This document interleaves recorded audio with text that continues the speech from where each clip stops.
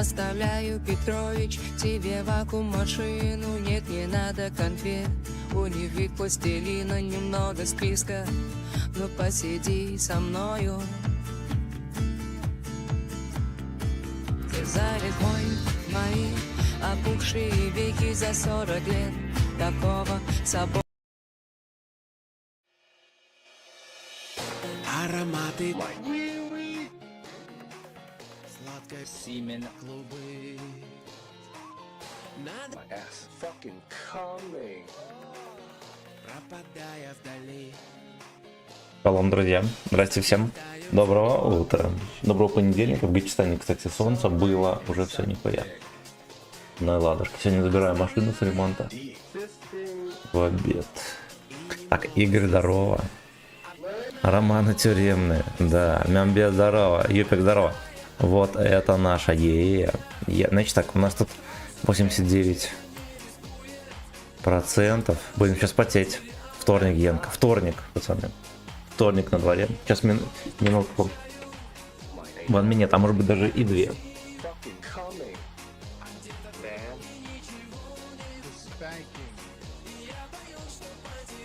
That cock.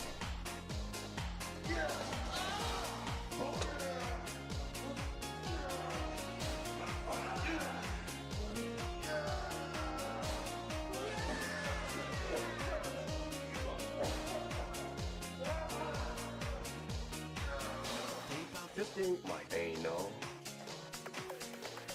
Suck some dick. Gay party. Мы не находим себя. Нам осталось, Dungeon. может быть, повезло. Горы битого Bondage. для седьмой. That cock.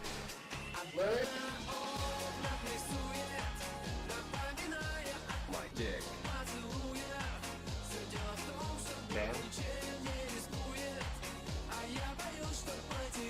That cock. My anal horny. Fucking coming. Man. The spanking. That cock.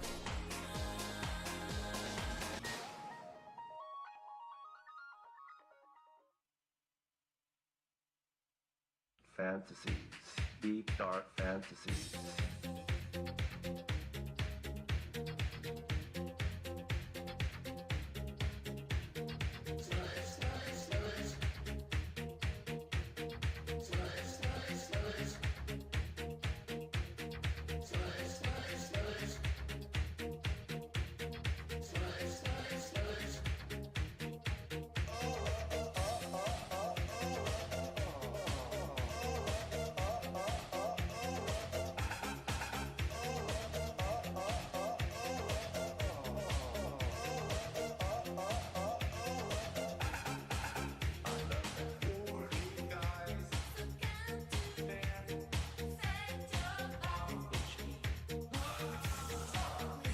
Так, все, Веночка тут.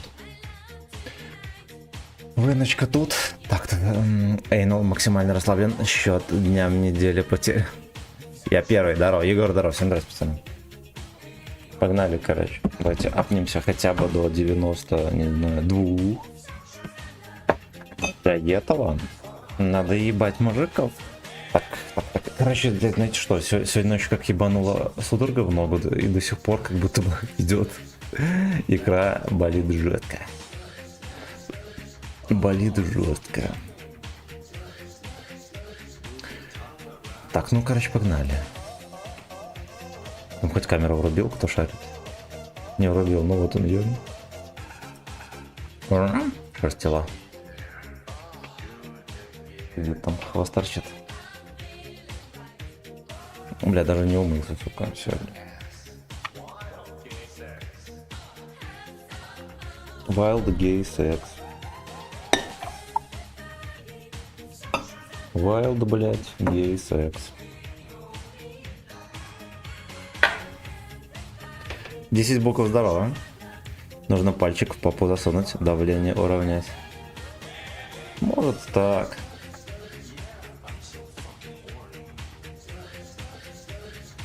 Нет, походу кальция в организме мало. Надо купить таблеток.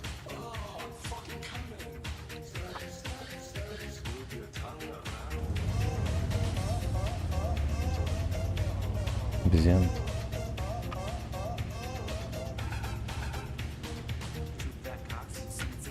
Ну-ка ты полез.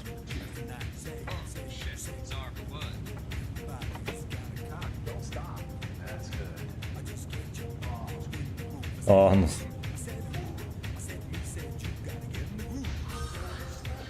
Жопы не верти там сильно. Значит, на камеру шевелит потом. Наверное, пошевелил, да? Мы глянем.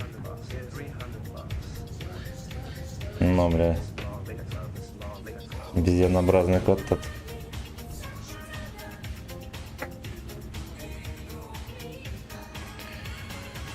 Проще купить пиво. Там все витамины. Ну, пиво, короче, алкоголь, он все вымывает.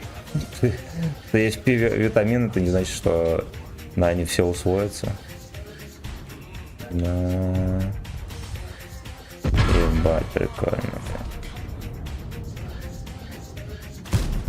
Блять, все это было ради того, чтобы попасть в землю вот так вот. Сука. Не устаю до последнего, блядь. Лёшка даже не захотел покатиться. Охуеть.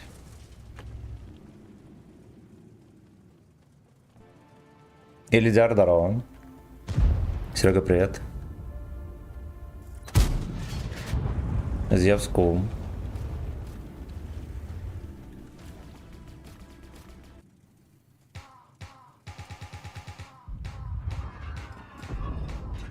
Бля, ну... И что, ублюдки понавыкачивали штурм-арточку?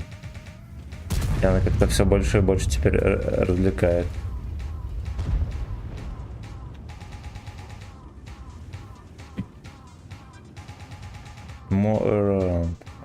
Это и был он тоже. Без каких-либо этих... По сути, за мусором стоит, да?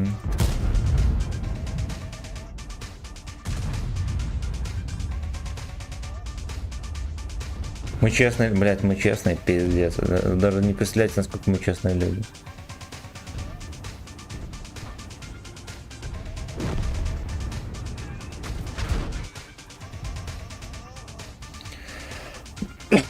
Да, уж пизда. Алексей, привет. Привет. А чё огнемет делает? Есть инфа. Не достает, ему похуй. Вот. Поэтому и стреляет. Люкс.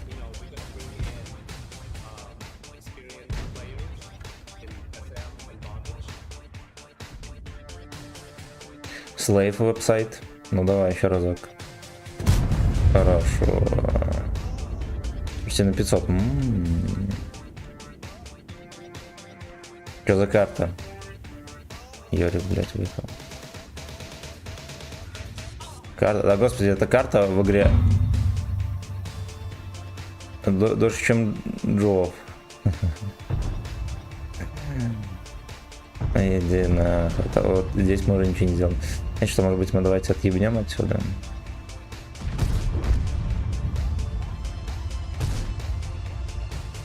И как обычно, вся команда здесь.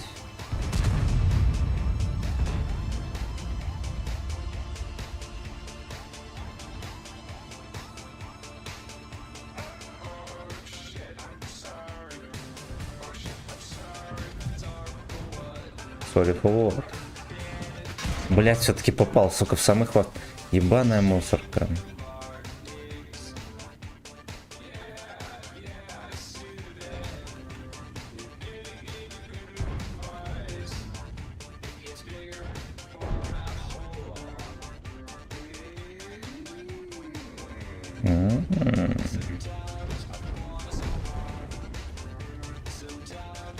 Никого не ебут. Бля, ну пиздец, с нулем урона сейчас сольюсь.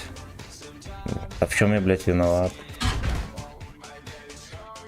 Ну, Витька меня ебет. Я только что юзанул уже ремку тоже, да, я нихуя. Бля, смешно. Смешно. Я, честно говоря, пока что не шарю, где я ошибся здесь. Я пытался съебать, ничего не получилось, блядь. Что насвечивается, то не ебется. ПТХ-то, блядь, нету. Так. Любимая карта стримера мира. Так, доброе утро, Вячеслав. А какая скорость полета ББ на этой колеснице? Там около 500 метров в секунду. Окажется, как будто быстрее. Это голда. Голдой стреляет, там ББХи 270 пробития и 900 с хером. Скорость полета.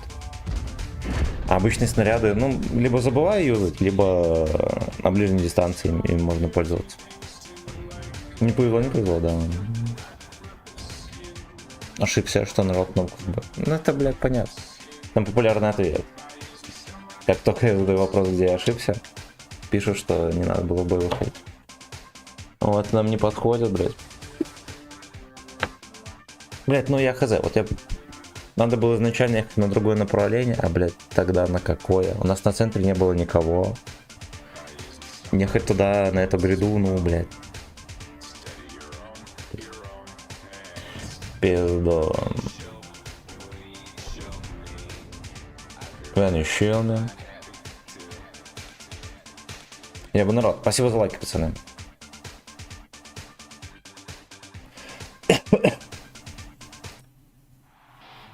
Big Fisting Night. Слушаем.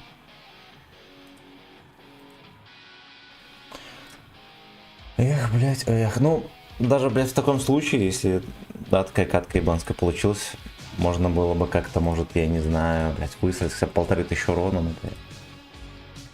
Нет, так нет. Так, Крут, здорово. Нужен был анализ сетапа в начале катки и оффать сразу на респект. Но я ехал, было на анализ катки, и я ехал на фланг ТТ с надеждой, что, скорее всего, будет уебично, но мало ли, как-то сложится. Потому что больше ехать было некуда. Вот.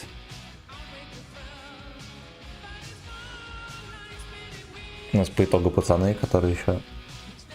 Нас было меньше, а они раскатывались, как будто у нас 228 человек. 14 лайков, хорошо.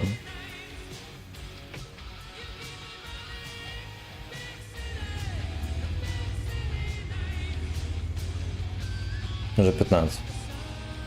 А может я организую лайк, я вроде как не нажимал.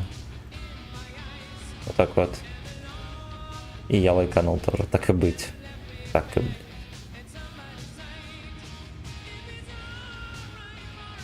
Короче, с утра ни хера не подкормился. Бля, хожу как пингвин. Меня где-то без 27. Просто, блядь, такая жесткая судорога схватила. Я проснулся за секунды. Вот. Не мышца такая, как будто на грани. Чуть напряжешь, сразу же будет судорога.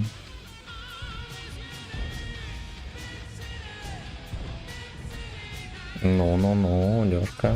Бэкфистин на это подпал. Ну ладно, походу кэшбэк с прошлой катки. Флэшбэки с оверлох. Оверлох.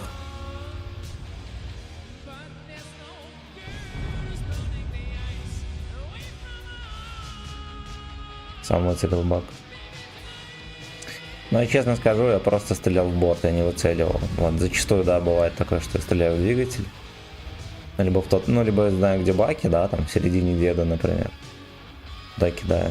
Ну, здесь я просто кидал в борт, потому что в каток стрелять все такое, конечно, весело и прикольно, но, блядь, высока вероятность зафейлить тычку, да, ближе к морде высока вероятность, что полетит ВЛД может танкануть, блядь. Вот так вот. Вот так вот. Вот так вот. Вот так вот. Я сегодня домой, босс, господи. Вот. Наконец-то дембель. Вот такой вот. Вот так вот. Вот так вот. Убийца, здорово. Здрасте. Здорово, братан. Категорически. Спасибо большое.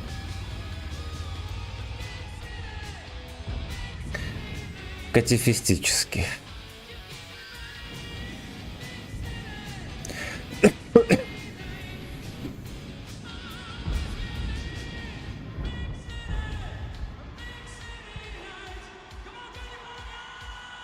Камон, Калифорния, блядь.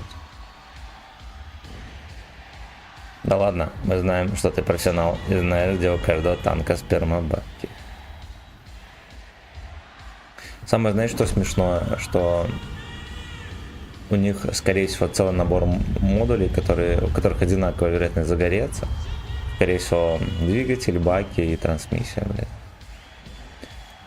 Вот, ну ладно, у всяких Е100, да, там Е-писюна, у них же, они раньше морду горели, у них в морде трансмиссия. Им эту хуйню отключили, их, видимо, теперь трансмиссию хоть подпалишь. Ну, либо сильно снизили вероятность.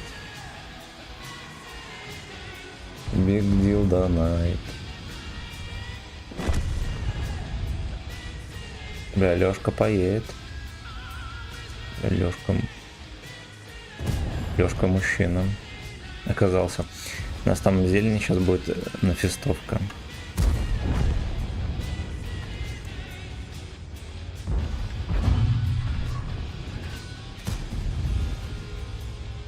Ебаный лев не донатит жопу.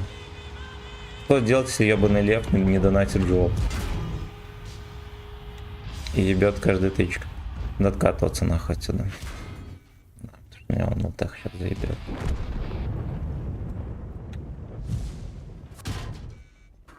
Да, и даже Сенсак меня в морду пробил. Блять, башня это пиздец. Хорошо.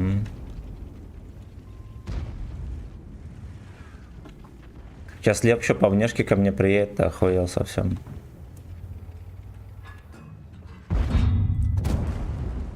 Ну, будем мансить до последнего. А последний уже очень скоро. Вот и на свет пришел.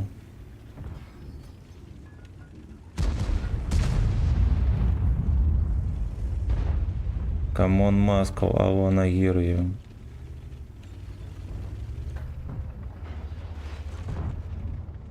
А туза забрали.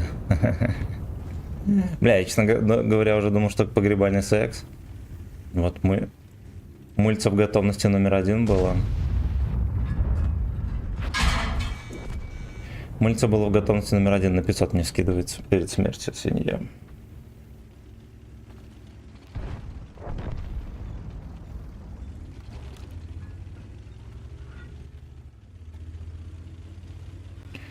Big Dilda Night.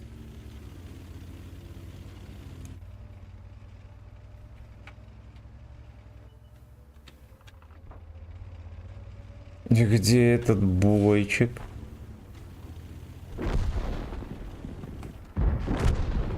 Ну едь дальше, чучело. Хорошо.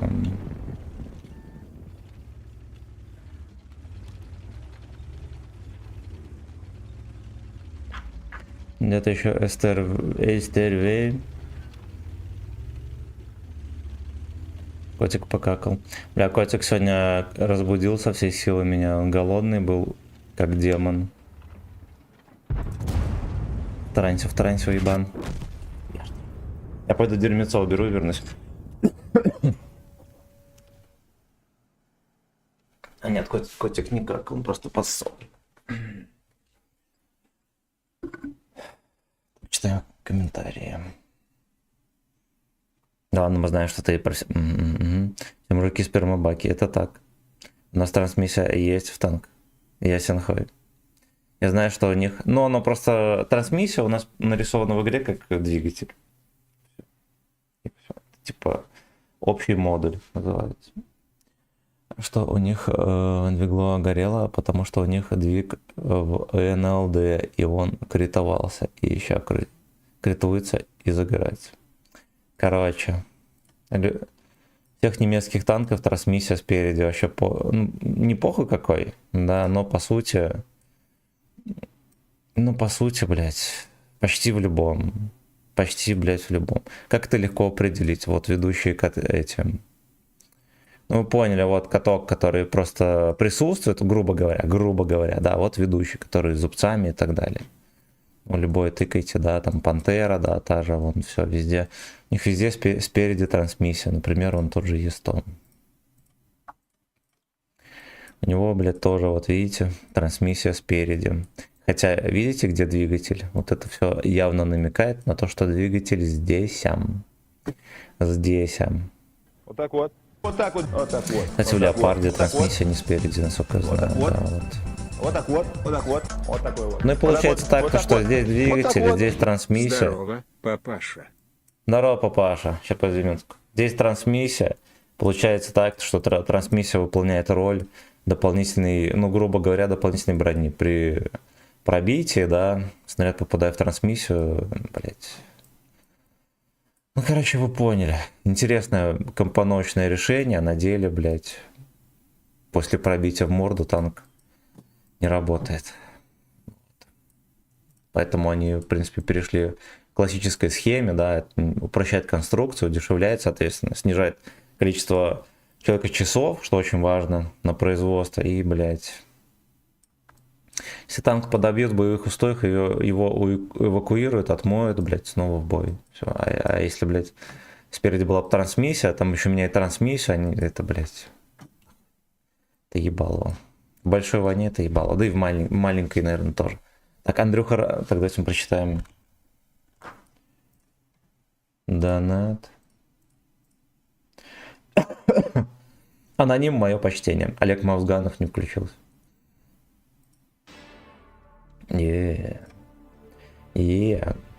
Так, Андрей Романов, здорово. Костя, привет. Как кота зовут? Князь. А сзади каток. Куколд. Нет. Ну, короче, ведущий каток зубцами, а вот этот я, блядь, забыл. Второй. Я забыл, короче. Вот эти, что снизу, это опорные. Есть еще... Ну, короче, блядь, забейте. Да, нахуй, бесполезные знания пополнять не нужно. Направляющий каток называть. Ну вот, миссия стать трансом. Сашка 69, здорово. Это был я. Fucking bitch. Ебасоси, здорово, котик. Прочитал бы коммент, знал бы. Ну все, плохо. Да я, блядь, знал. Вот просто что эти вещи. Забываешь постоянно. Мне, если что, в голове хуево гора бесполезных знаний. Нахуя они нужны, я, блядь, не знаю. Вот, ну, кому не похуй, да, вот. Большинство людей в танках ездят, думают то, что у немецких танков двигатель спереди, блядь.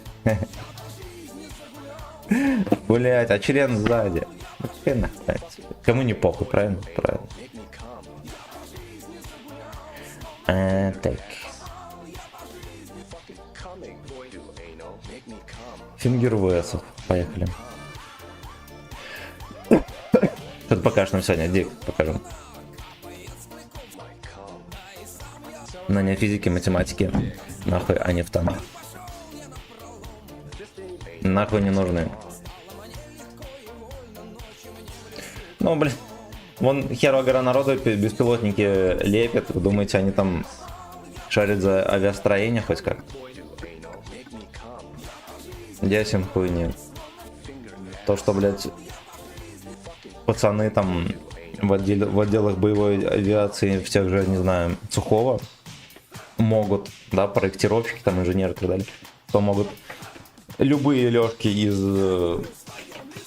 этих, блядь, из беспилотной техники, это, блядь, небо и земля.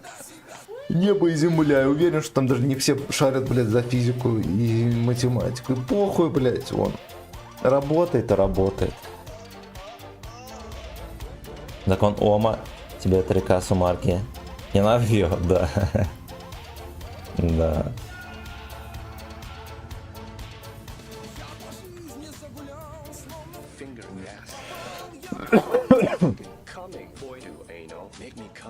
Что, может, мы на банан заедем? Поехали на банан заедем. Я настолько отвык, что это не катаю на нормальных танках, когда бронированные. Нахуя тебе шарить физики, если ты коробки делаешь? Это танкистов дамы. Ладно, кроме шуток, возможно, наклевалась мысль то, что танки проектировать это изи хуйня. На самом деле нет. На самом деле нет, но объективно говоря,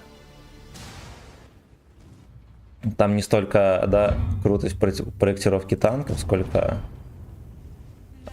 всякие материалы, да, там комбинированная броня и так далее, все это поебота, это, я так подозреваю, реально наука. А то с инженерией с корпуса это как слоты покрутить.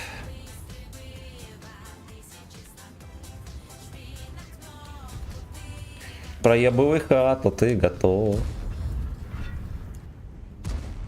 Блять. Ну... Блять, ну он такой, как будто бы, знаете, еще без боевого опыта, дид. Еще морда не заклеена всяким дерьмом.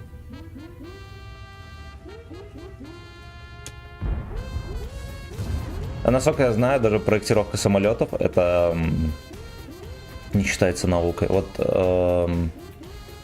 как это?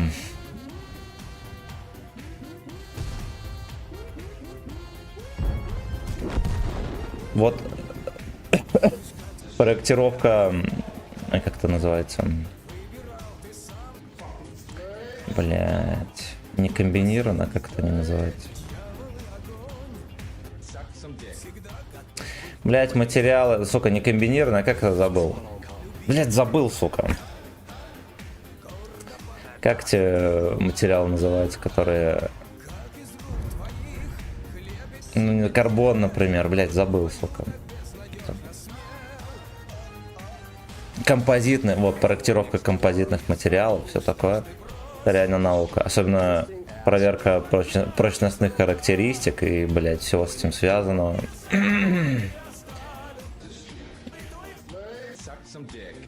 И контроль прочностных характеристик, это, короче, такая поебота, если ты... Блять, ну вот, например, у вас самолет, да, там ПАК-2. У него крыло, ну, соответственно, там нихуя не просто не алюминий и пластмасса. Там пиздец, да, материал. Композитный. И вот, например, у него там ресурс, там 10 тысяч, условно говоря, 10 тысяч часов налета. Самолета, вылетов, не знаю, как угодно, можно, не самолетов, 10 тысяч часов налет. Вот, и мужик, допустим, там гайки закручивал, уронил ключ и... Ну, блядь, на крыле нихуя, короче, даже пальцем, если ты потыкаешь, нихуя, даже краска не скололась, все, хуй с ним. Но, блядь, расслоение композитных материалов может наступить и снизится охуенный ресурс. И этот самолет там через, не знаю, 8 лет, блядь, упадет и будет расследовать катастрофу, и хуй знает, что он упал. Скорее из-за того, что, блядь, развалилось крыло, например. Вот, и контроль вот этих вот. Ну, это все контролируется, там у них, я хуй знает, там рентгены какие-то, там хуй пойми что, там какие-то системы пиздец. Все это контролировать тоже, блядь, и разрабатывать композитные материалы, и разработать так, чтобы они отвечали прочностным характеристикам, заложенных в расчетах, да, там, блядь, заложенных, не знаю, заказчиком, вот, это настоящая наука. Ну, считается. Считается, по крайней мере. Серега Шевченко, здорово. У меня тоже черный котяра, блядь, черный котяра. У меня очень охуенный кот, я им горжусь. Я им горжусь. Композитный, да. Проверка прочности Эйнала в рандоме наука. Да. Да. Ну, Эйнал никогда не выдерживает. Эйнал, блядь, никогда не выдерживает.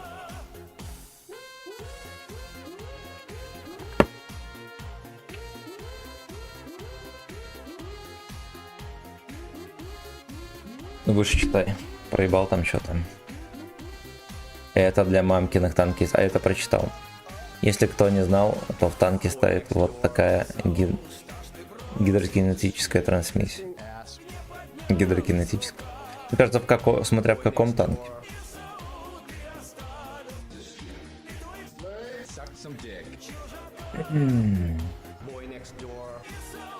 Демонов Хелл, здорово. Композитные трусы надо, чтобы дырки не простреливались в них.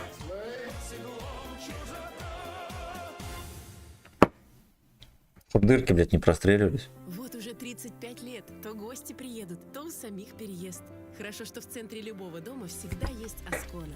Приходите всегда на Аскона. Хорошо, что в центре любого дома есть этот КБ.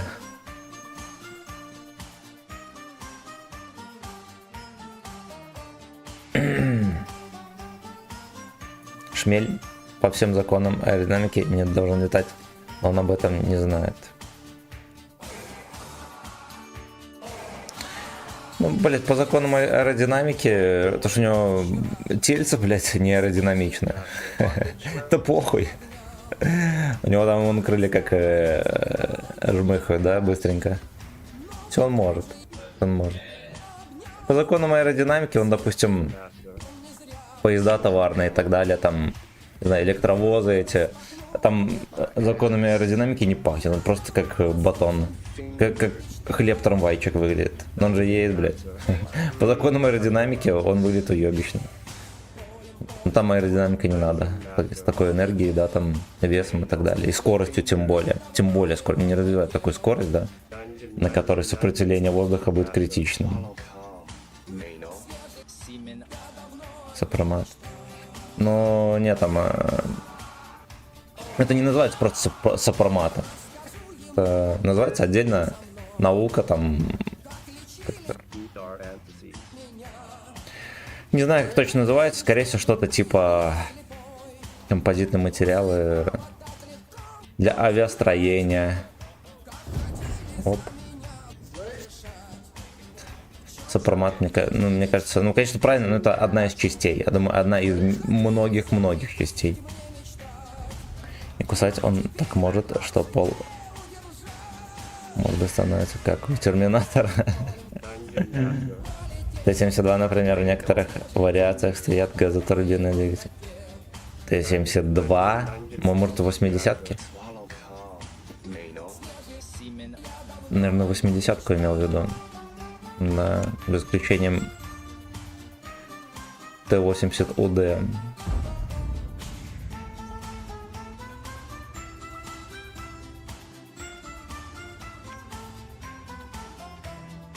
БМВ.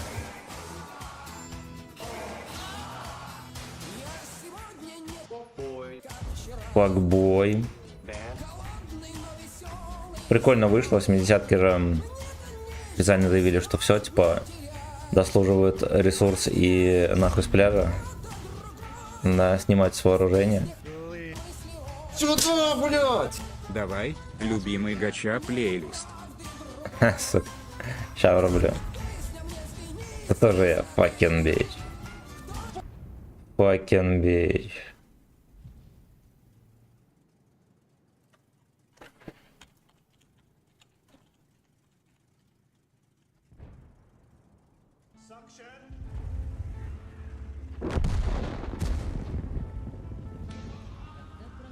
Dungeon Master. Короче, 80-ки ж сняли с вооружения. Сказали, дослуживает. Где-то в году 17-18 новость выходила. Вот, а потом, когда началась война, выяснилось, что, блядь, 80-ка это единственная машина, которой трансмиссия позволяет сдавать задним ходом по-человечески. И их опять лепят дальше. Долбоёбы. Долбоёбы. Вот, вместо того, чтобы сделать, ну, очевидно, что сделать новую трансмиссию на 72-ку, это, да, не в поле наложить. Видимо, да. Видимо, решили дальше лепить 80-ки. У русских советских правила ни шагу назад. Ну, там, понимаешь, в чем дело? Промышленность советская, да и российская тоже, я думаю, в целом может создать, ну, по сути, любой, да, там, любую машину. Проблема не в том, могут создать или нет, а в том, что закажет заказчик, блядь. Вот, зачастую заказчик сам не знает, что ему надо. Заказчик — это Министерство обороны. Я при Союзе, да, там после, не знаю, 80-х годов, сомневаюсь, что там знали, что, блядь, надо им. А сейчас так тем более, блядь. Тем более, блядь. Поэтому тут вопрос-то не к тому, можем или не можем. Вопрос к тому, блядь, в погонах там пацаны вообще в каком тумане находятся. И на каком свете вообще, насколько они понимают, что им надо, блядь, и в каком виде. Вот в чем прикол. Вот у нас-то, блядь, легко, я не сомневаюсь, что и, да, там, при Союзе даже там к 90-м годам что-то типа Абрамса можно было слепить там охуенно быстро. Да. И скорость заднего хода и переднего сделать вообще одинаково.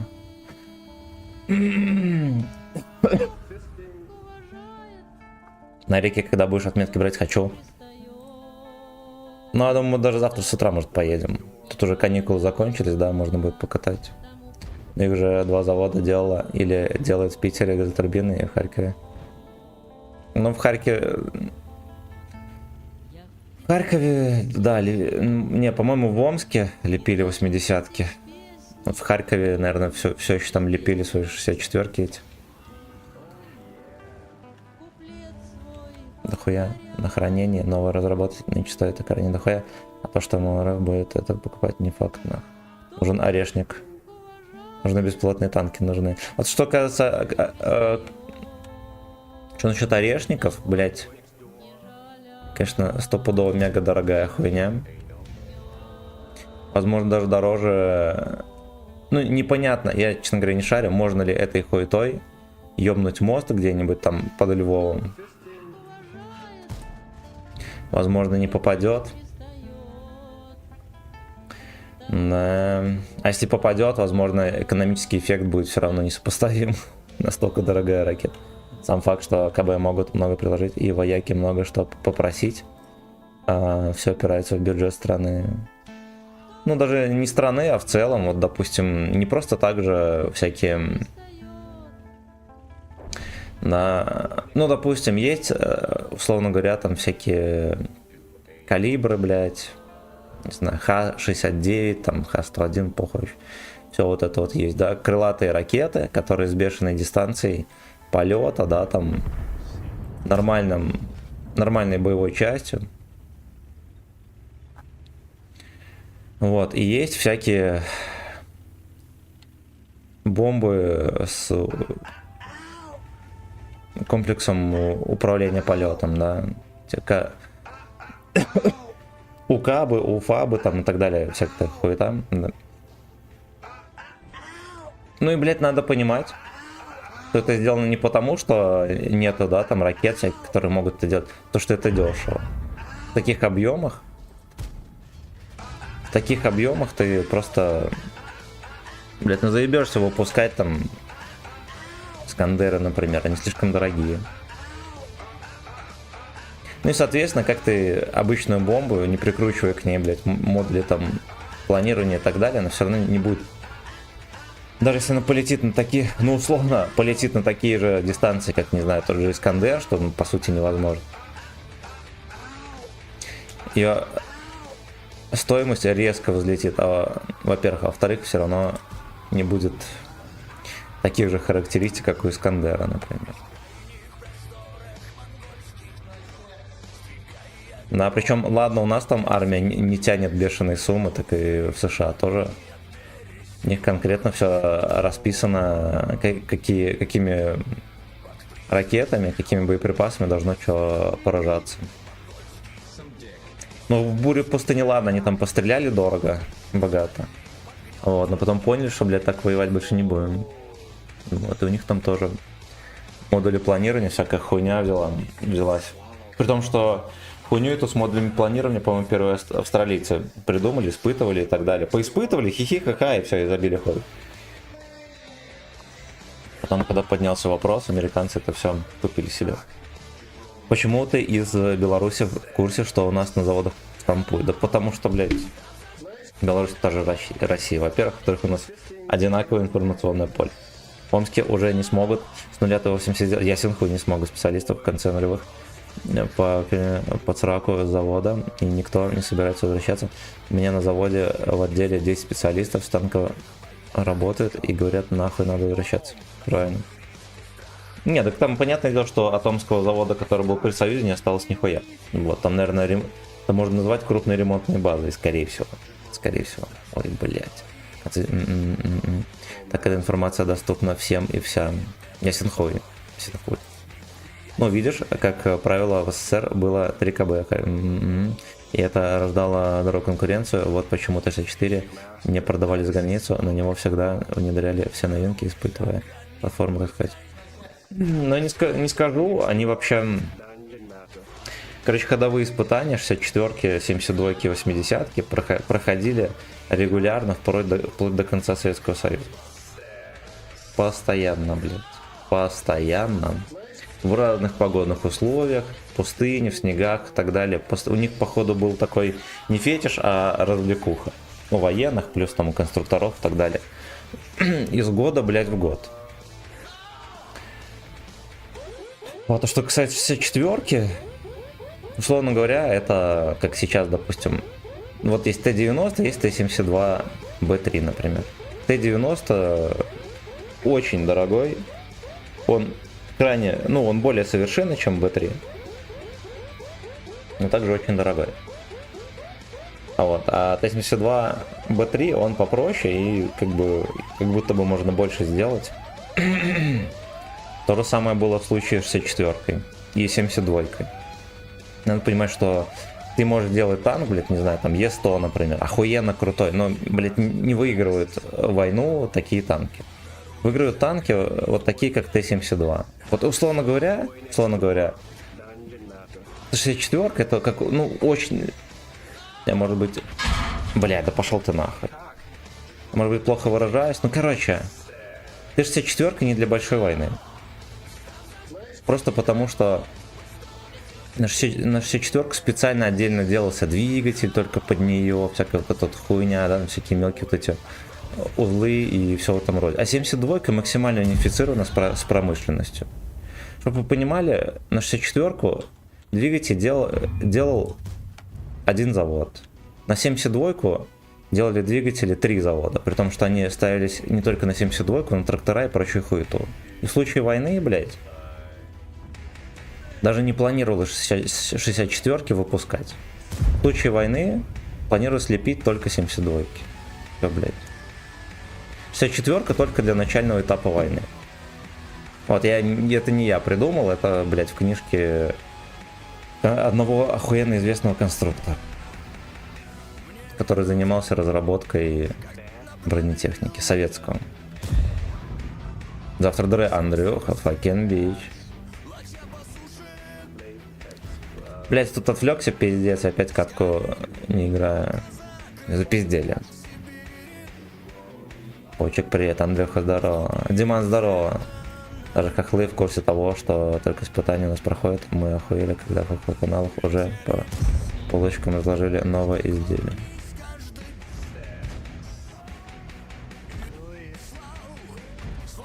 Но газотурбарии, как правило, на северах все были изделия в умеренном климате.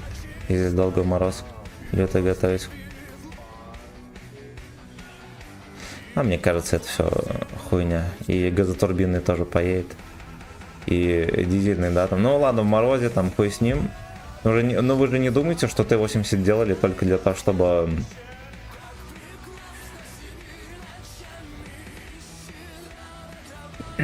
Северное поле захватывать за 3 дня, блядь. Нет, конечно. Нет, конечно, для других целей делался.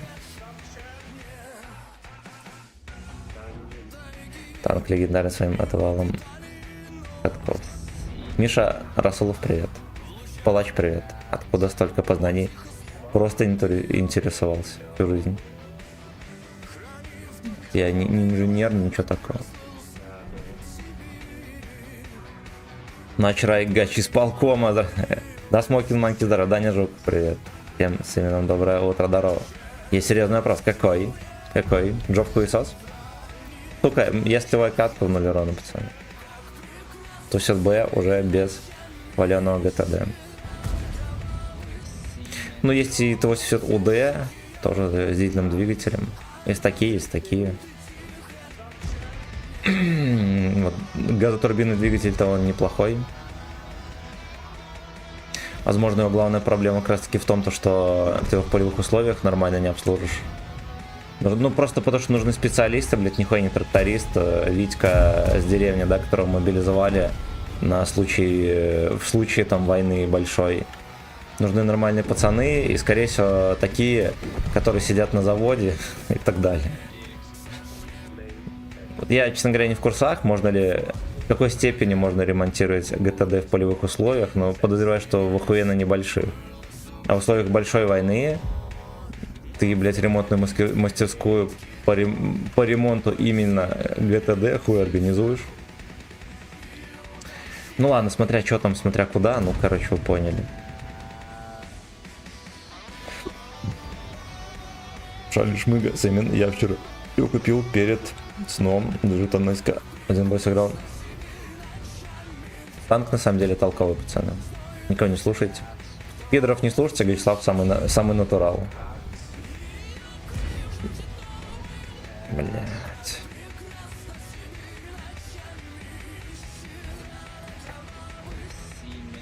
Кровавый Сымен, блядь, ждем.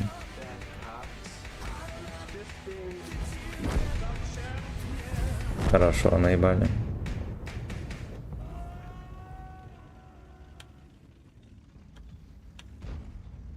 Блять, он даже не смотрит на меня. Fuck you, ты охуел. Едь сюда, дурак.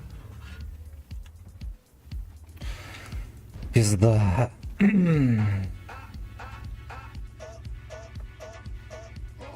Блять, он меня вбачил. Не пробил, походу. Да, блять. Самый ебаный заколдованный танк.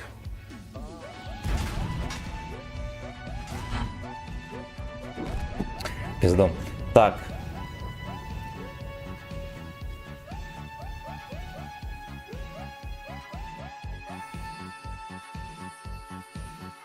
И весь резерв Т-54, 75 и 62 постоянно на модернизацию отправляли.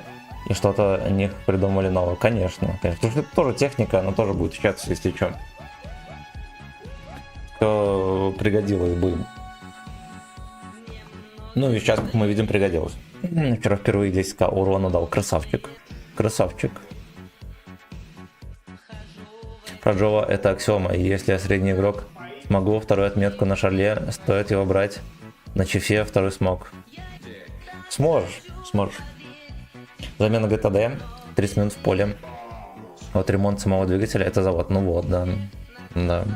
Мне что-то кажется, что в случае большой войны ты не сможешь иметь на складах в достаточном количестве даже, блять, ГТДшные двигатели. Но я не шарю, как могла бы работать логистика Советского Союза. На случай войны подозреваю, что неплохо. Но, допустим, сейчас на СВО... Ну, хотя ладно, такая стоящие бои такие.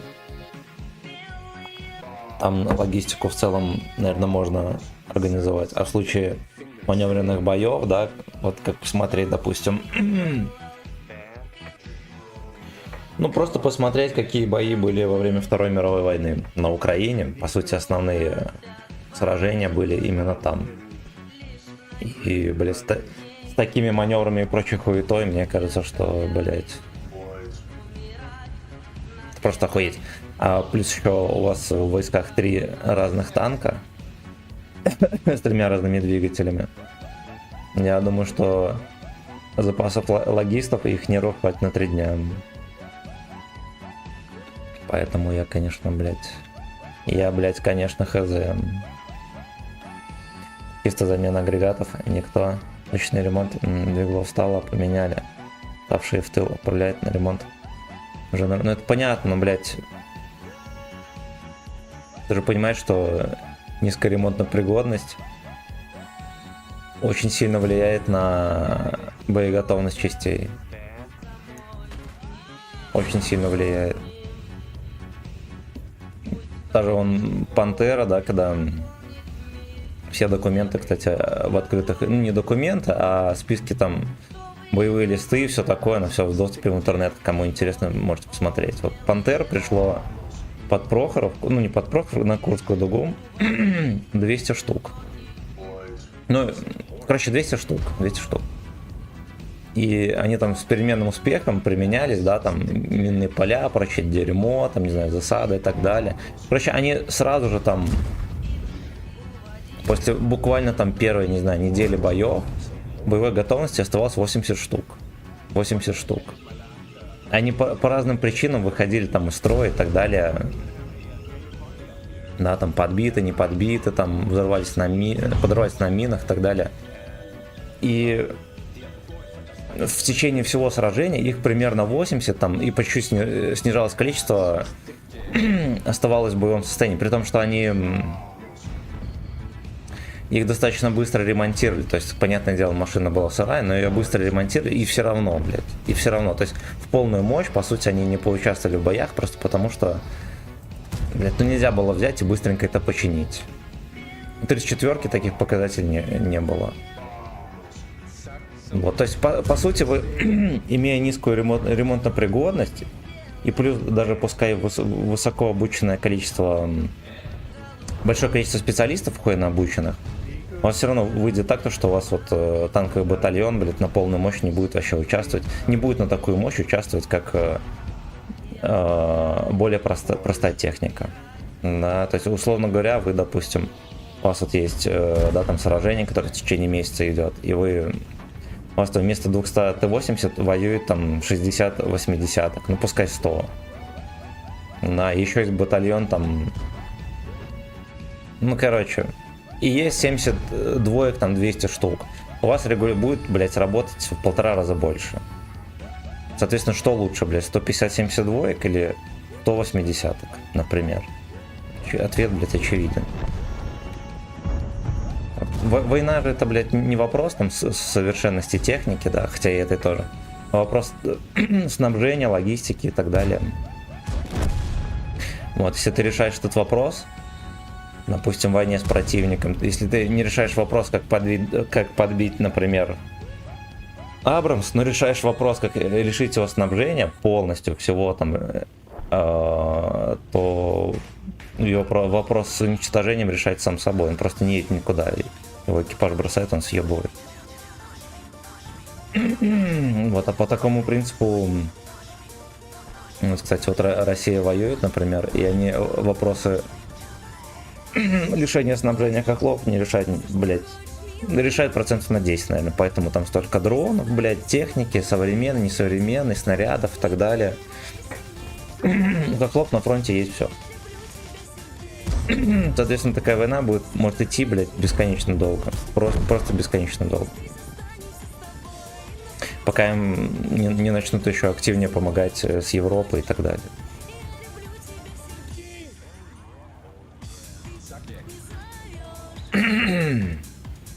Так, давайте мы катку доиграем и прочитаю комментарий. Блять, тихо. Ты все знаешь, Слэй.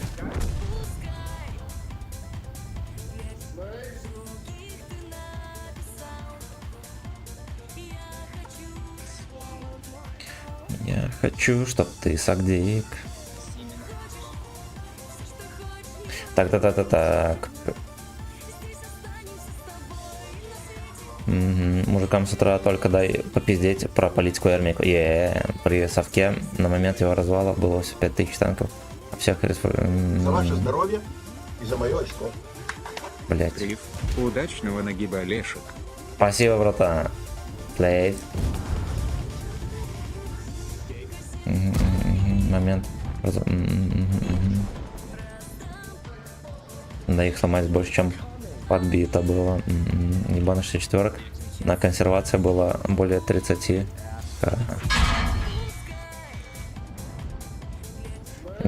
Их поля стояли, каких точно хз дядя полкан танковых рассказывал, реально поля без конца и края.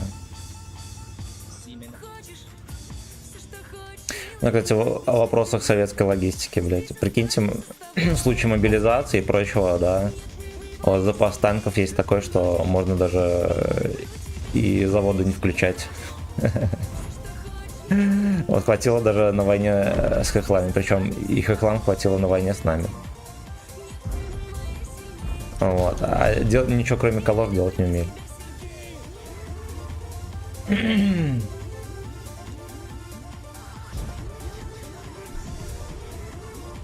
Так. Вы забыли вопрос стратегии и тактики, господа. Разные танки для разных задач. Это все БВМ. Танк прорыва. Он не подходит для позиционных боев. Да у нас, я вам больше скажу, у нас все танки прорыва.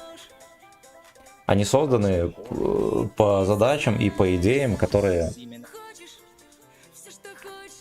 закладывались в те времена, когда собирались за 5 минут доходить до Ла-Манша. Именно для этого оно все создавалось. Все 72, все 4, все вот это. Для быстрой маневренной войны. Вот многие сейчас пиздят, что там БК взрывается и так далее, там башни метает. Блять, она создана под те задачи, которые ставились. Все, блять. Создать танк, у которого будет супер защищенная БК, там, не знаю, круговая проекция и так далее, ничего сложного. Ничего сложного. Все зависит от технического задания.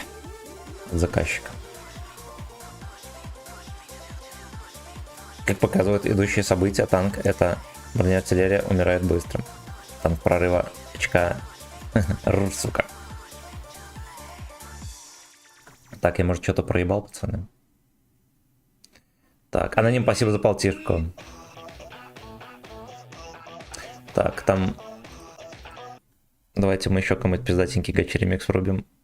Ну вот это давайте врубим, окей.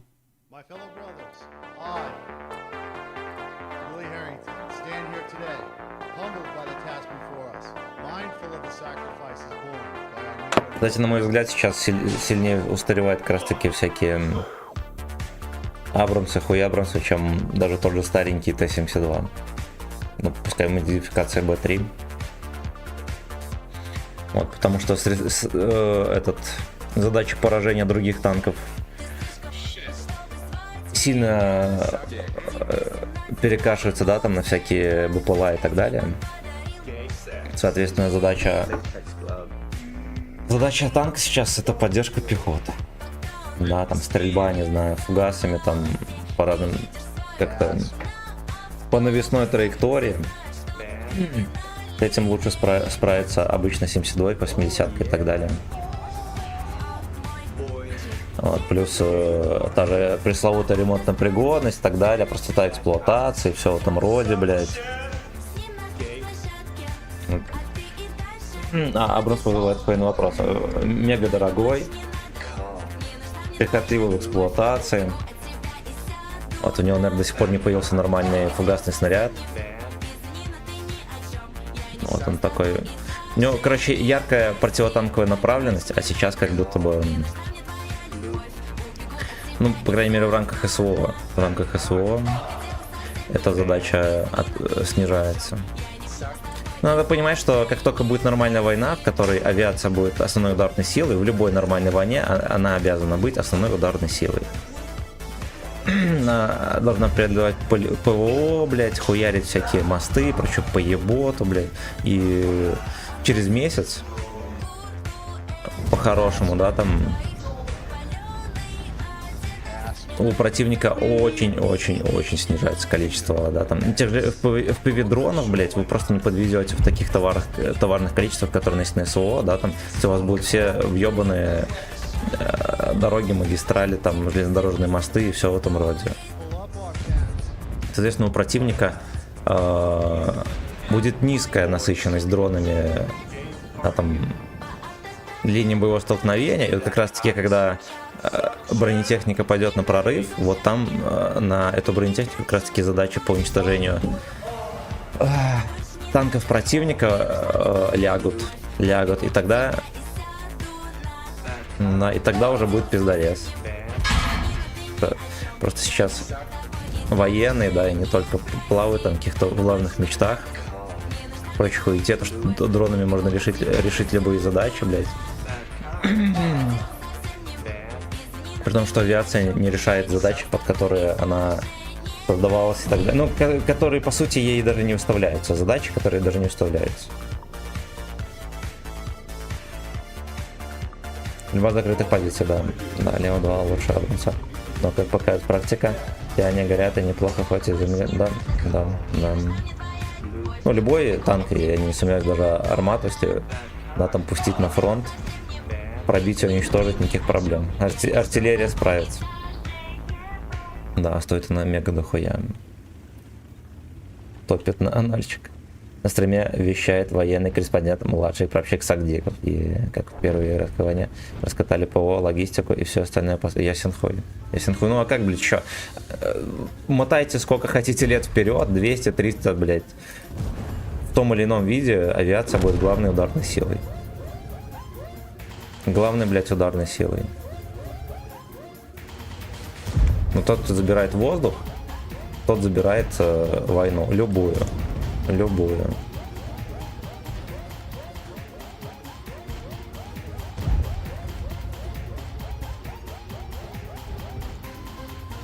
При том, что вот для меня лично жирный, блядь, вопрос.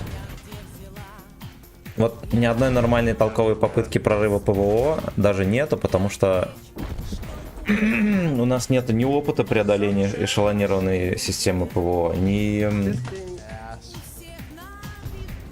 Ну, нету даже опыта планирования таких операций. И нету даже попыток это спланировать. И более того, у нас нет в нормальных количествах не только самолетов, которые имеют, да, там... Даже не то, что самолетов, эскадрилий. У нас нету эскадрилии какой-то хотя бы одной, которая имеет в товарных количествах современные самолеты РЭП,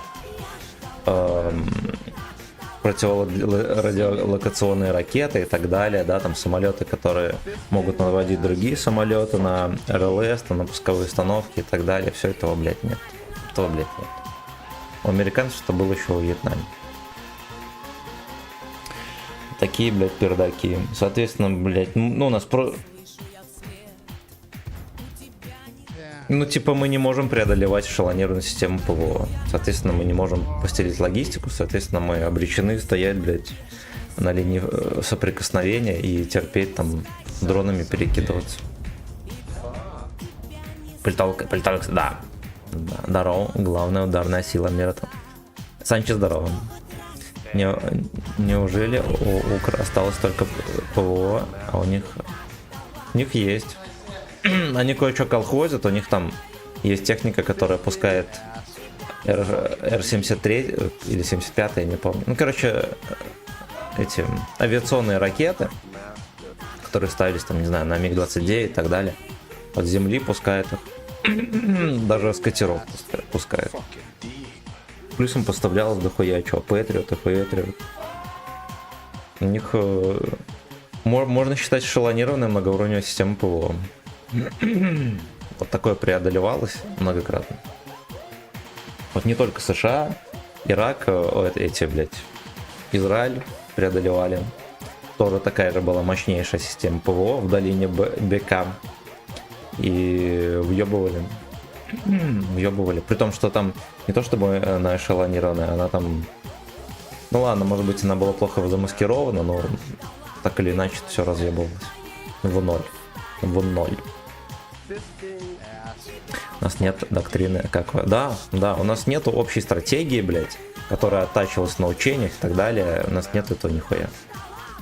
Зато по телеку ходит пиздец, что у нас не имеет аналогов в мире, да, там БМПТ Терминатор. А как его применять, никто, блядь, до сих пор не знает, блядь. Там 5 штук есть, они ездят, опорники хуярят и все. Лепят там ПАКФА, блядь. С какими-то он должен беспилотниками взаимодействовать, блядь, у вас доктрины нет, вы не знаете, как вообще он должен применять, а я уверен, они, блядь, не знают, как применять ебаный ПАКФА. Ну вот он, блядь, пиздатый самолет, что с ним делать, мы, блядь, хз.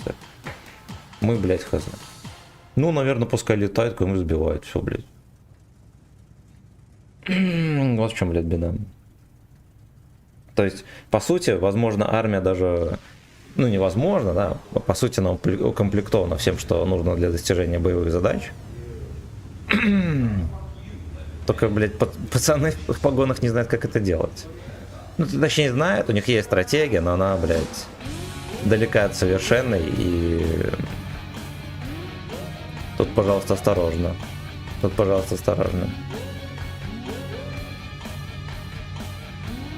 Без внятного ТЗ, результат ХЗ, да? Да.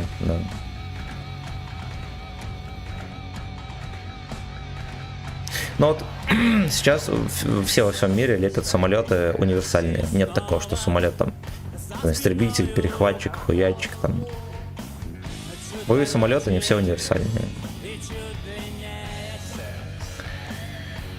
Вот, блять, и тот же ПКФА это типичный признак, пример, да, там универсального самолета.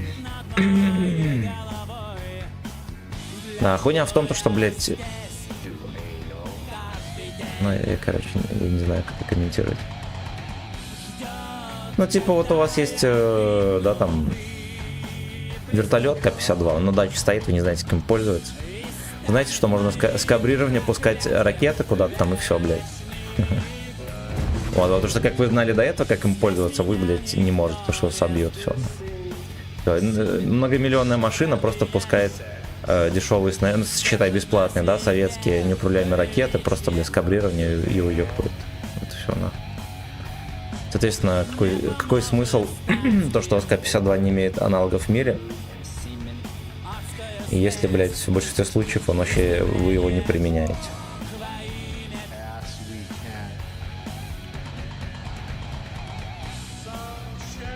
Много чего есть уникального, но взаимодействие не отработано, чтобы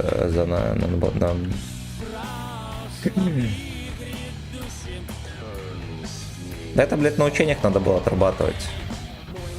У нас-то, блядь, на учениях хуйней занимается. Там в газету смотришь.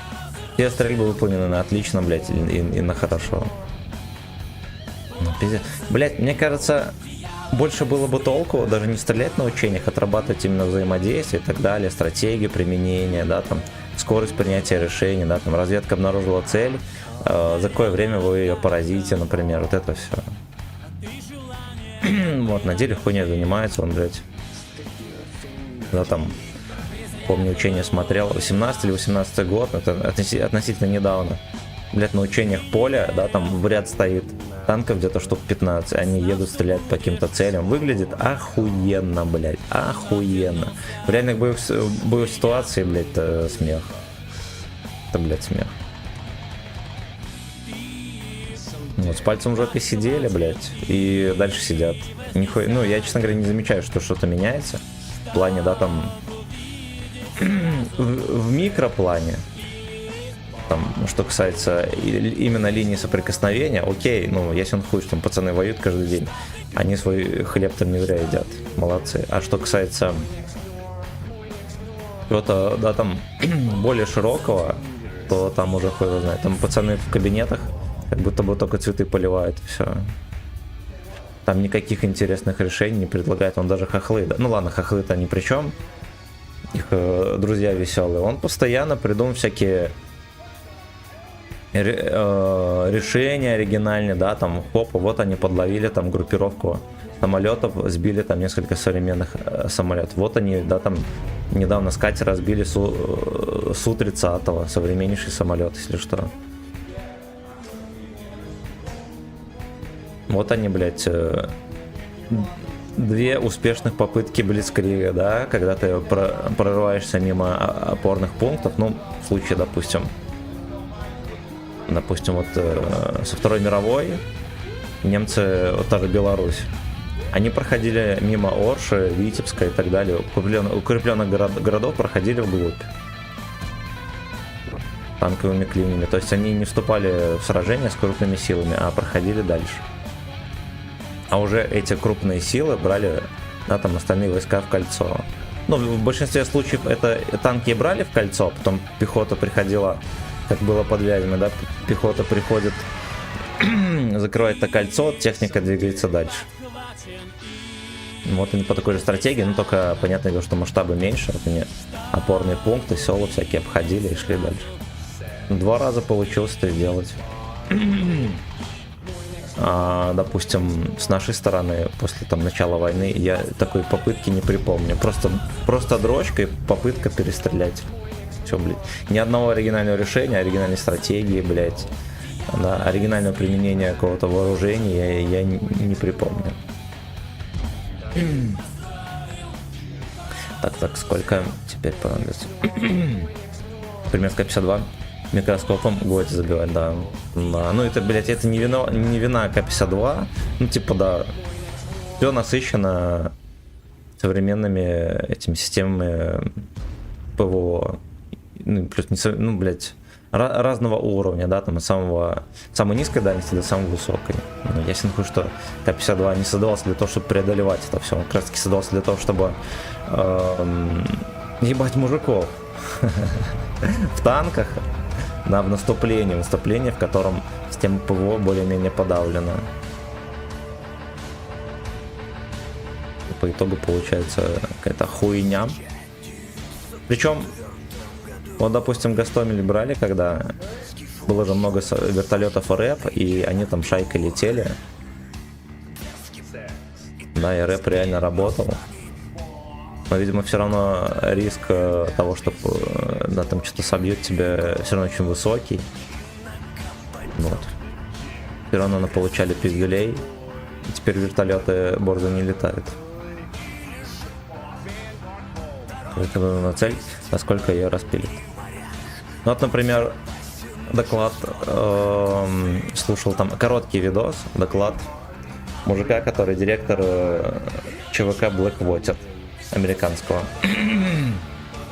Вот, он такой, он четко сказал, что в начале войны Russian Boys,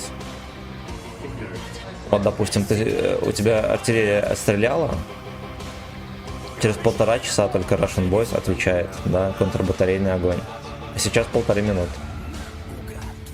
Так что на линии боевого соприкосновения вопросов к пацанам никакого. И в целом к тем, кто воюет на фронте, вопросов никаких. Они все молодцы, блядь, и даже к вооружению вопросов никаких. Вопрос только, блядь, пацанам, которые в жирных погонах сидят. Ну, типа, где их там решения оригинальные и так далее. На где там хотя бы одна крупная операция, блядь, достойного уровня. На достойно спланированная, точнее. Достойно, блядь, спланированная. Я напоминаю, что на начало войны эта операция не была достойно спланирована, и все мы прекрасно понимаем, блядь. Вследствие чего много пиздореза получилось. Так, как звучит политический режим условий. Не знаю, мне что, блядь, задело и понесло. Димон Борисов, здорово. Труба была. Бахмутская труба. Бахмутская мясорубка. Ну, там оригинальная стратегия, конечно, да, блядь. Просто выпушивать город. Просто выпушивать город, по сути, в инициативном порядке, да, там же одна ЧВК только терпела. А где генерал? Такие познания, мое почтение, все по делу, абсолютно. Я работаю здорово. А теперь подумайте, откуда он это знает. Бывший ФСБшник, таксующий, рассказал: Игорь Стрелков. Игорь Стрелков таксует, кто не знает, Витебский, блядь, рассказал. Да, кто по делу, блядь, Кригов хуй. А вот фиаско слышим каждый день. Да, хотя как будто бы мы наследники там Рокоссовских, Жуковых и так далее. Есть опыт крупных операций. Но почему-то этот опыт крупных операций применяем не мы. Достойная операция НСО — это когда по трубе пацаны прошли Членское М и вышли в тыл. Но. Очевидно, это спланировали генерал. Блять, ну я честно, вот тоже операция, блять. Пацаны прошли по трубе в тыл. Там их сколько? 10 тысяч прошло по трубе? Нет. Мне кажется, это был не ключевой аспект того, что они прошли по трубе. Там, ну сколько их прошло? 15 рыл? Или сколько их прошло? Я не знаю. Но их, блять, чуть больше, чем нихуя. Вот. Очевидно, они перевернули, блять, битву за Сумы. Не, ну понятное дело, оказали влияние, но мне кажется, не только в этом дело. Достойная операция на свой. Потом типы, которые пришли подписать от последствий газа. 300 вроде. Но мне кажется, 300 пацаны, они охуенные молодцы, конечно. Но маневры в 300 рыл не решают вопросы войны, да, там на фронте в 2500 километров.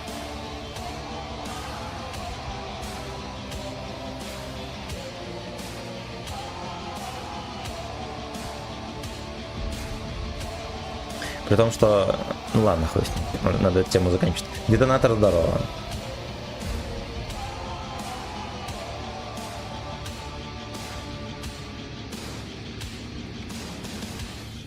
У меня еще всякие факинг слейвы и гей-бойники подведут под дискредитацию войск.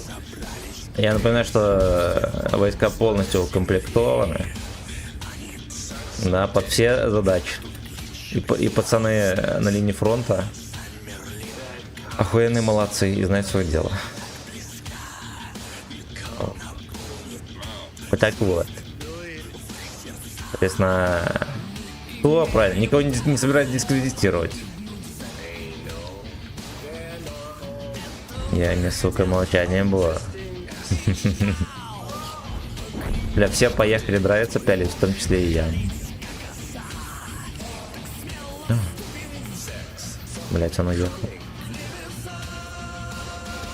Там ФКшных ебят, богатырей.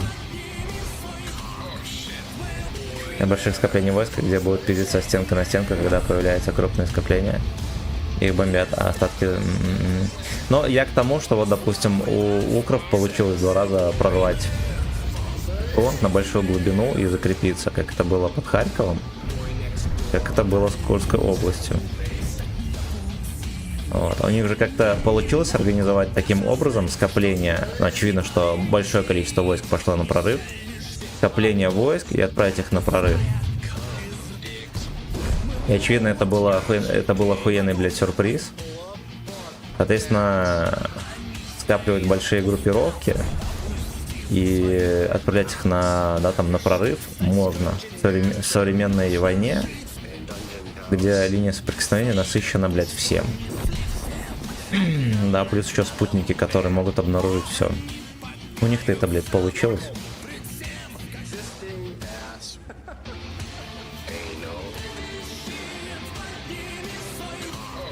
Это стрима отправили прокуратуру. Одну шконку с кислым делить больше. Война не такая, как была на WoW.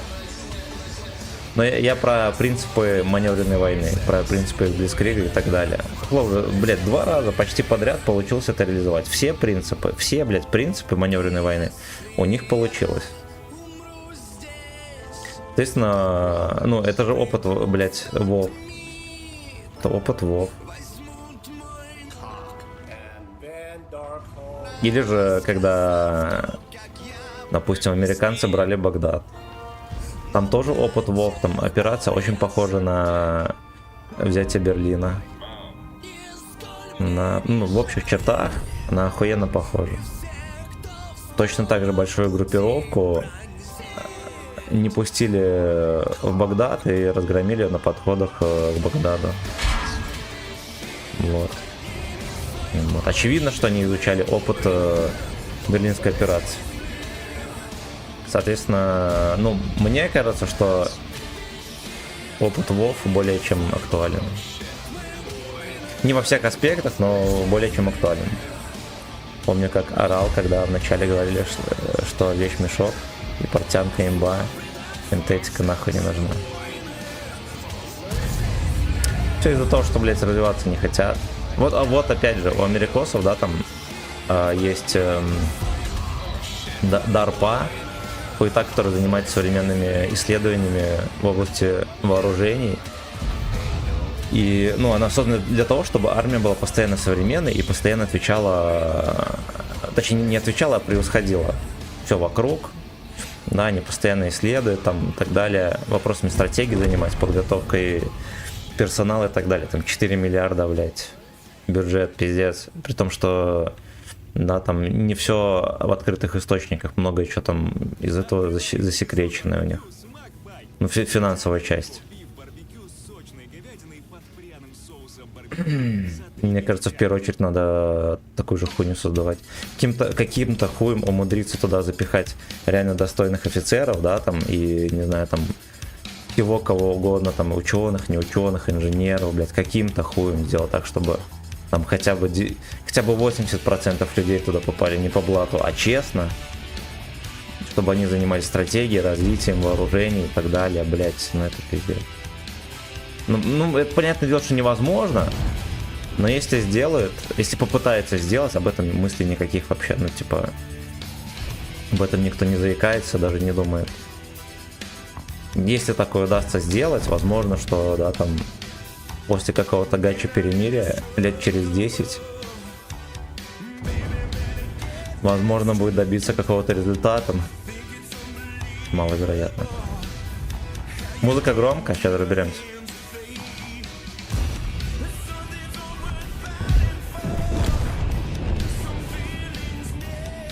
Погодьте.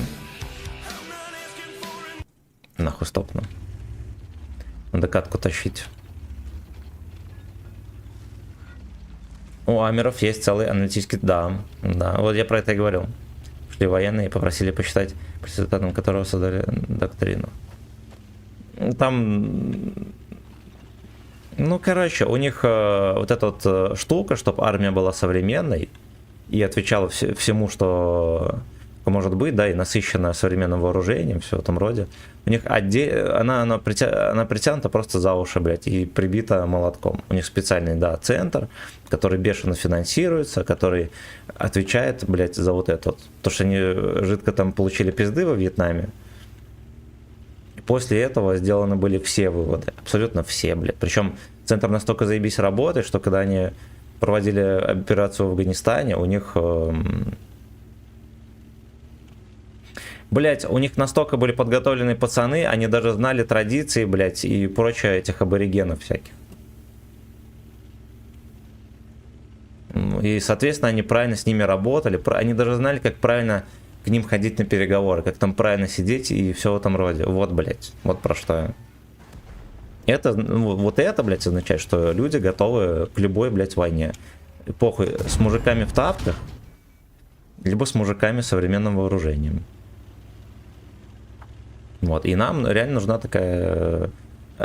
Ну, понятное дело, что нужна, блядь, кому она не нужна. Проблема в том, что об этом даже никто не заикается, никто не пытается это сделать, реализовать и так далее.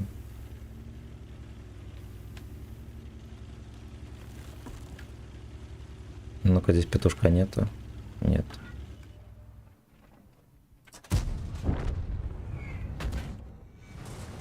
Вот в чем беда. И, соответственно, мы, допустим, да, вот, допустим, мы там побеждаем в войне, у нас хихихаха, блядь, современная армия, ну, как, допустим, Вторая мировая. У нас есть опыт применения вооружения, мы там самые современные, самые мощные, взаимодействия и так далее. Проходит там 30-40 лет, все, мы, блядь, не самые пиздатые. А такой центр позволяет быть, продолжать, по крайней мере, быть. Ну, может, хуй с ним, не получится быть там самыми пиздатыми, но поддерживать высочайший уровень. И мне кажется, на такой центр вообще денег нельзя жалеть. Можно пожалеть бабки, там, хуй с ним, на подводные лодки и прочую белиберду, да, там, не знаю, на самолеты дальней авиации, хуй с ним, ну, типа, с этого можно срезать бабки. Мне что-то кажется, что это не настолько важная штука. Прикольно по новостям показывают, на деле, блядь, такие бешеные бабки тратятся на то, что... Да, там в реальном сражении пригодится только в самую последнюю, блядь, очередь.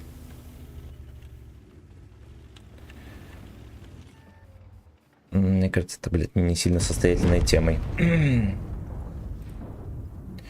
А что же любит дядя? А дядя любит дик. Однако, нравится Сагдик здорово. Американцы воюют со Второй мировой каждые 10 лет. У них за последние 30 лет была только Чеченская Южная Осетия. Да, и Сирия. У нас был только один генерал с боевым опытом в Африке, но он случайно взорвал гранату на борту самолета. С кем не бывает.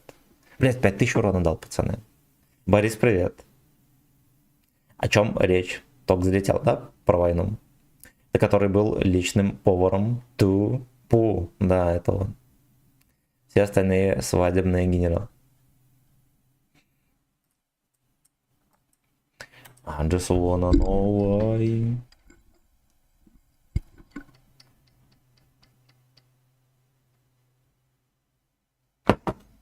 Getting in can be wrong. Повар приготовил мятеж. А что же у нас на ужин? У нас на ужин мятеж.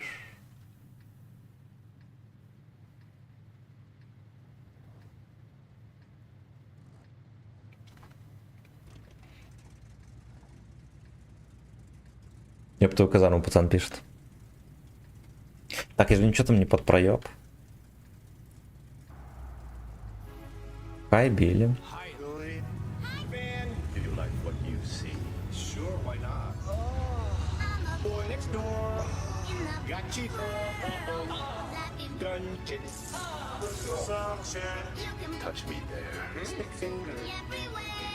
Мне кажется, если создать такой центр, да, который будет отвечать за все аспекты вооружения, да, там стратегии применения и так далее, это будет что типа этого Роснана. Бешеные бабки, ебанские проекты, спизанное бабло, рыжие власти.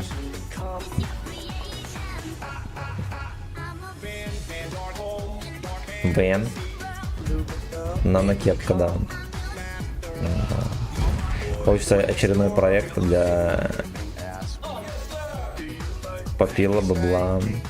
Ну, я, честно говоря, не представляю, как сделать так, чтобы хотя бы, да, какой-то проект был не, так сказать, не коррумпированный, да, там,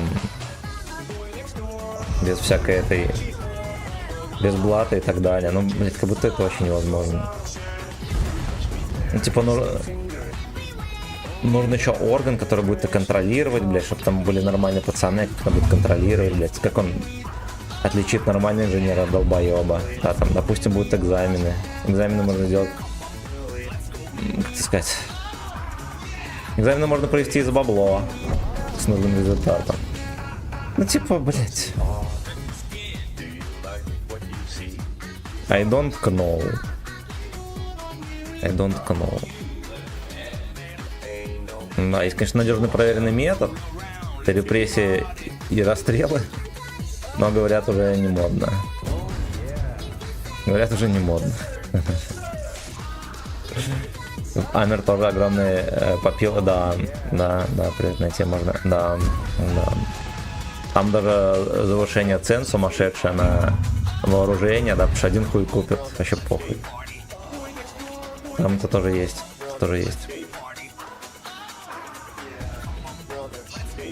Ну, не тоже есть, там более масштабных масштабах. Соответственно, там и бабки сумасшедшие вертятся. Там тоже у них ебля. Ну, я не знаю, как, блядь, на нормальном уровне такое организовать. Это, блядь, пиздец. Даже не могу тыкнуть пальцем в пацана, который смог бы это делать. В серии воевали хорошо обычные контрактные солдаты, офицеры, причем это была война или авиация, а на СВО в первых эшелонах записывали срочники, которые автоматизировали, когда принимали присягу пустыми рожками. То ощущение, как будто Амер денег больше, и они все заливают, а за счет объема где-то выстреливают. Не, я думаю... Ну, понятное дело, что там, блядь, ну...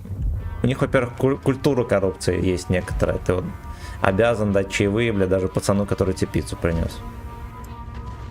Либо пацану, который, не знаю, ты в отель приходишь, местов нету, даешь ему 20-ку, места есть, все, блядь. Вот это культура коррупции называется.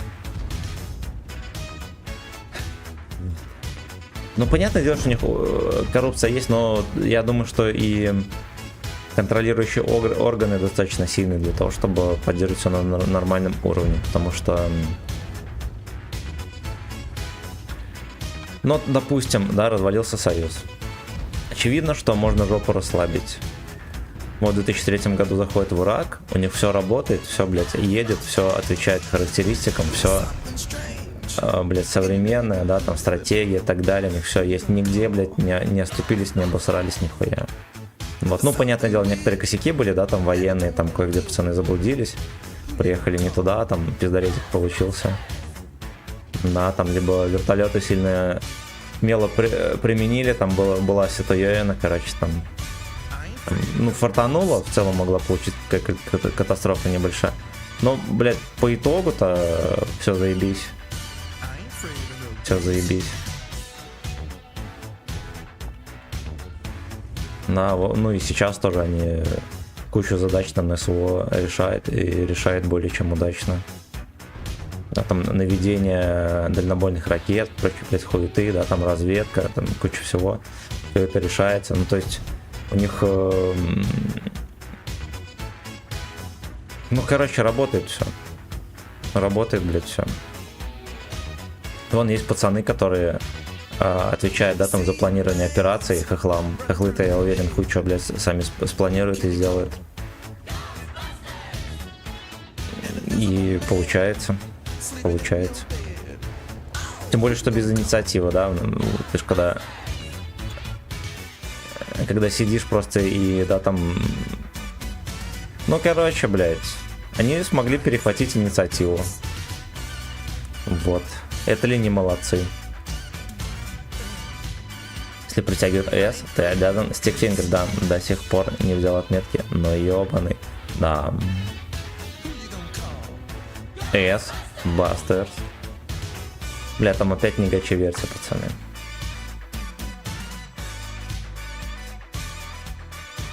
А гачи версий никаких не накидываю, то что им скажу.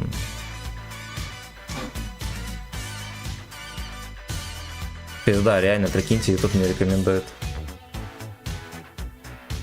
Как так-то, ёпта. Я понял, разберемся потом.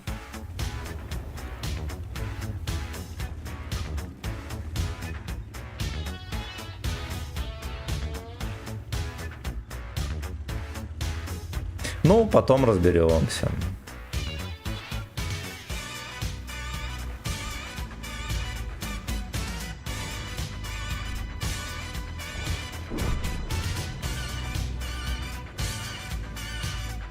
Главное, что плюшку не перекатил. YouTube не рекомендует гачи-версию, но странно, да, это же рекомендовал. YouTube чисто рекомендует то, что я уже слушал, или либо смотрел. Вот нахуя вообще рекомендует то, что я уже смотрел. Там ни одного видео в рекомендациях нету, которое бы я не включал. Ебанутый совсем. Если YouTube не рекомендовал гачи, можно удалять на... Да.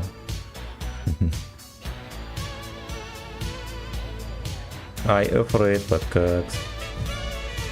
Прикольно. Меня чекнули. Меня чекнули.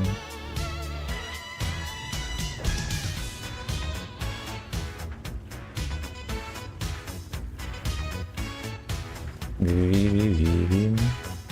Вот и Лёшка. Поссал немножко. А так мы ему не запихнем. Бля, пиздец, там припарковался, конечно.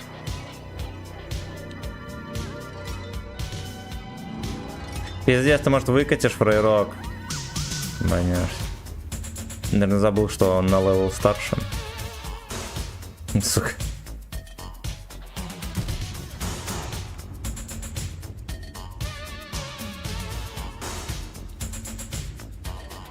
Я еще не видел, что выстрелил.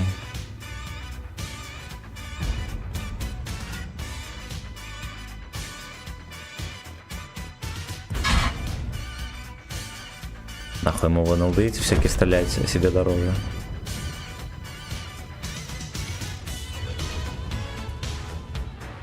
На Елдин. Не гейбой, не блондин. На 500, you know. You know.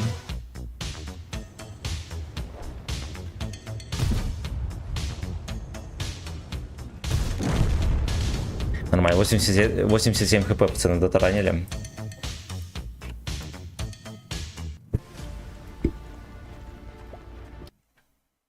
Так.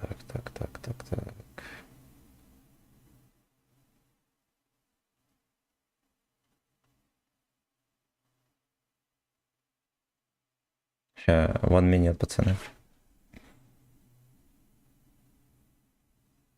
Ну-ка, вот это послушаем.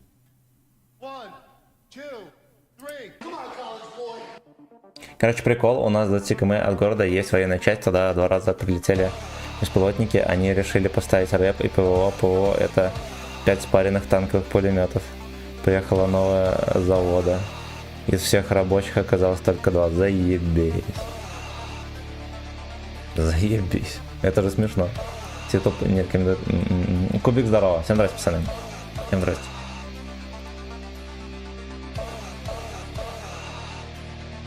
Шарманка включена, да. На фотке фюрер. И на этом, на повязке на руке у него на красненькой и написано Блин.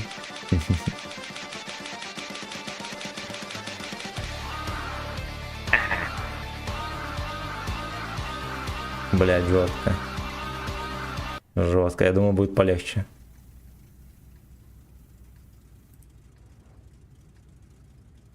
Какое-нибудь такое. Ладно, вот это слушаем.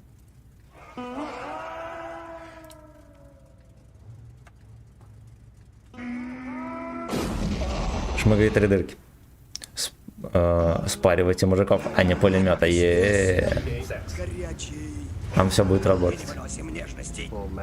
Шалом, когда ты со шмыгой закончишь? Не знаю, я на нем так мало играю, блядь. Насеть запотеть. Ну и плюс планочка тут 3400. You know.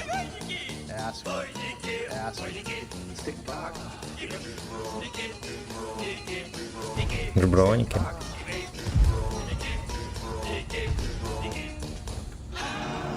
А кто увидит, тот сразу для кого-то нам запахнет.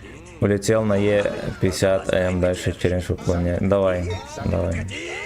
Бля, онлайн ты рекламит жопу свою и это. И не признается. Гейбойники. После шмыги 3 отметки на оноу. Надо на Эрике забрать отметки, поехать.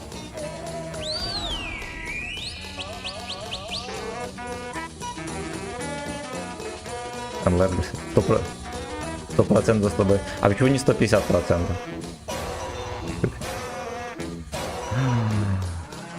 Бой. А чем шортс вам не угодно? Там чат удобный. Трансляция шортс. Я раньше запускал. Может быть, опять начать запускать. Я даже не стримлю, какая реклама у нас. Поездки просто спор произошел, я понял. Пизда, никого нет, прикиньте. Look at my slaves.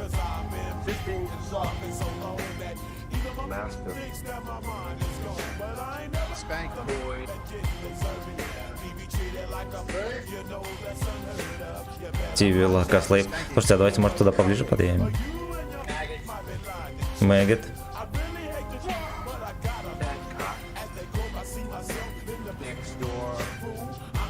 Фу.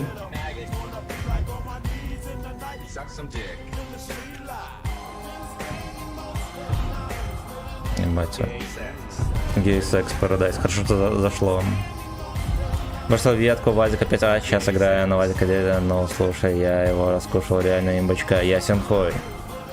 Ясен хой. Гичслейв хуйни не посоветует.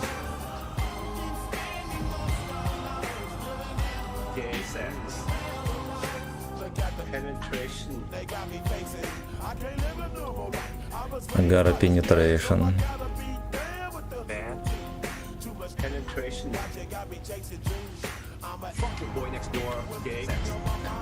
Fucking boy next door. Блять. Полетела правее, я думал уже расстроится. Слейв.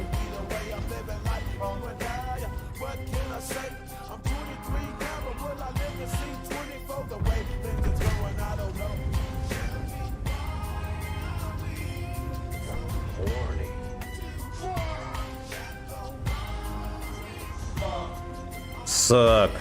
Wanna real man.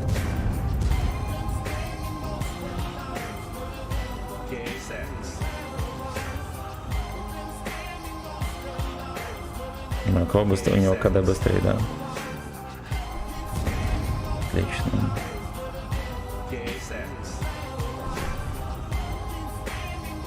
Гачи Paradise.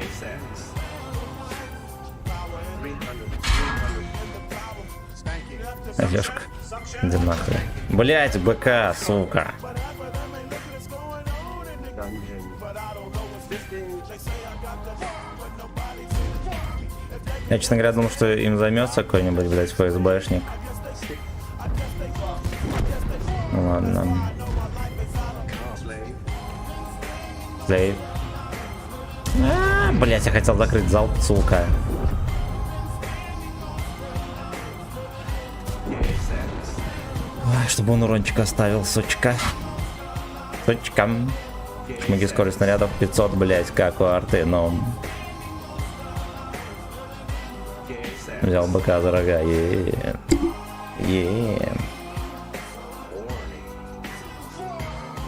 Gay Sex Paradise. Блять, я одну песню еще никак, блядь, не могу найти.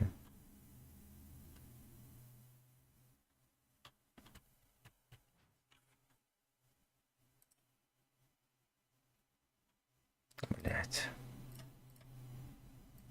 Ладно, хуй с ним.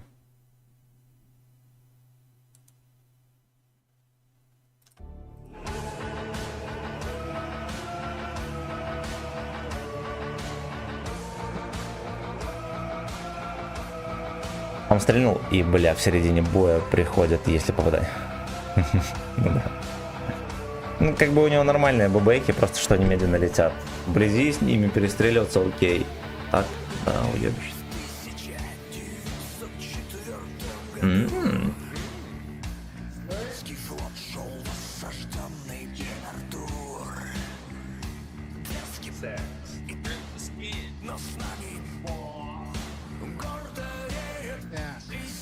Слава, здорово, родненькой. Доброго утра, браток. Блять, там опять в электричке. Тебе, наверное, должны уже дать этого помощника машинист. Да, как минимум.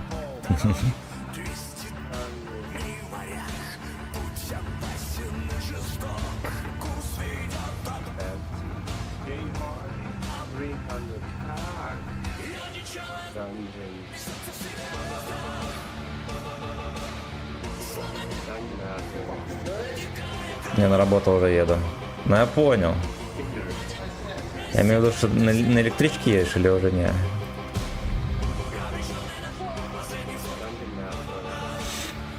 Люблю тебя, родненький. Хорошего тебе дня.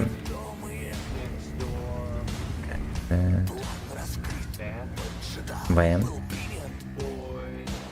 Бой.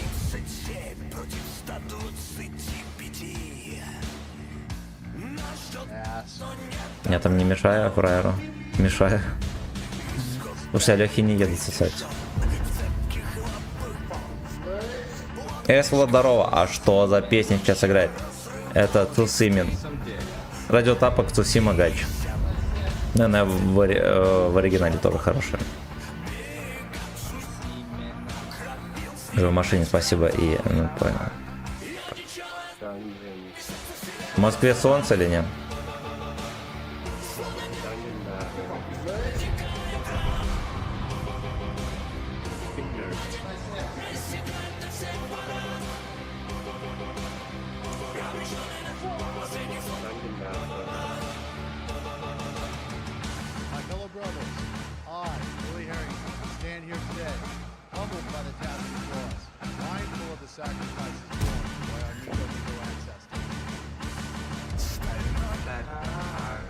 Стальной, блять, подкоп.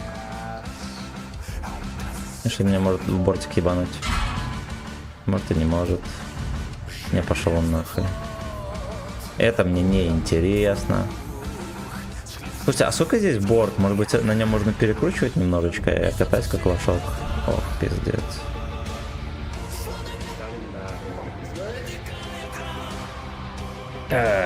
Вон. Погода мразь. Блять, у нас с виду... А ну ладно, у нас тоже дождь будет. Видно там.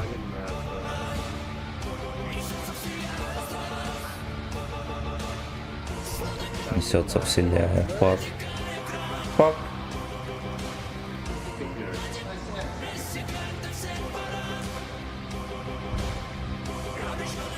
Человек с имен. Тот фланг в прояве, пацаны.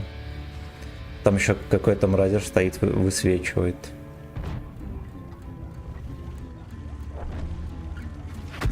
Заебись, ты зверобой. В прошлый раз, когда я проезжал, он меня чекнул и... и не засветился. Только после выстрела засветился. Я подозреваю, что там маск секта. Там минимум маск секта стоит.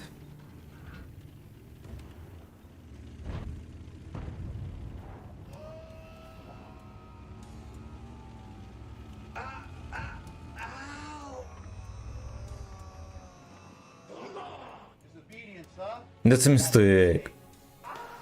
А?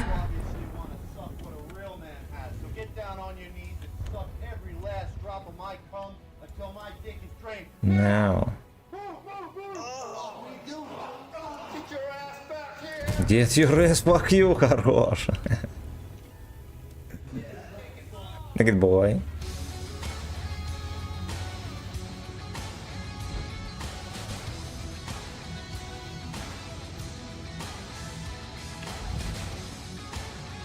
Get your ass, fuck you.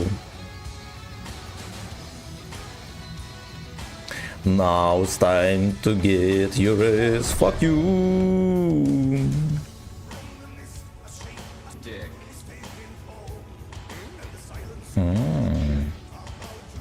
Молчание качалки там.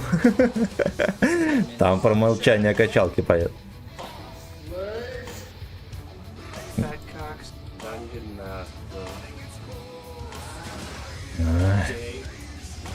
Гей Нейшн.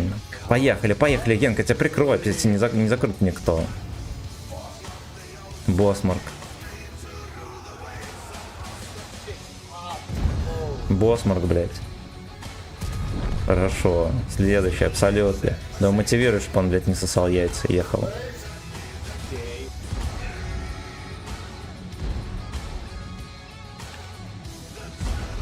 Король семьи Хатлоудс.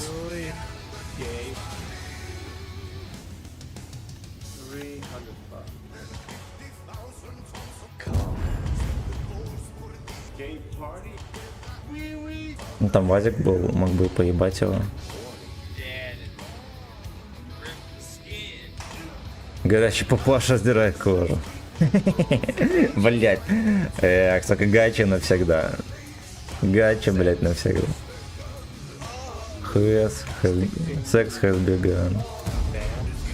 Босмарк. Босмарк, блять.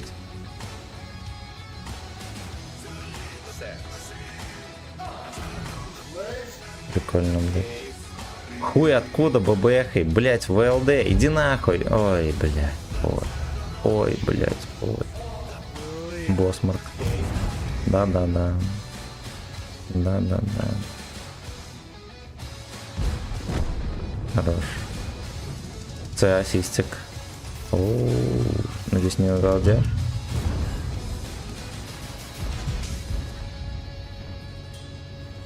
Каленая кам.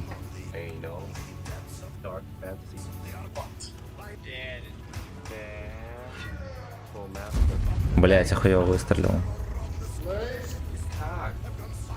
Это не мой насвет.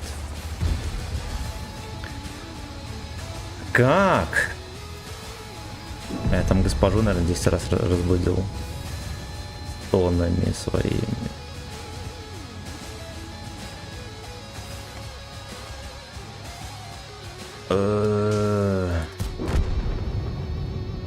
Каленая кам. Никто не вернулся с Агдик. Не мой насвет, пацаны.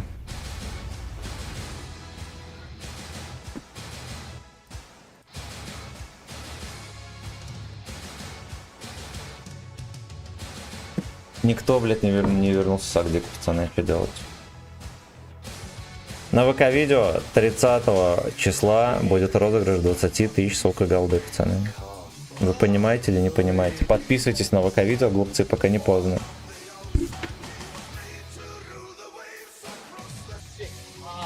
Гей Марин.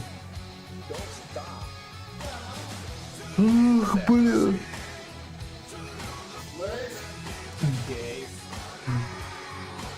Ваша, привет.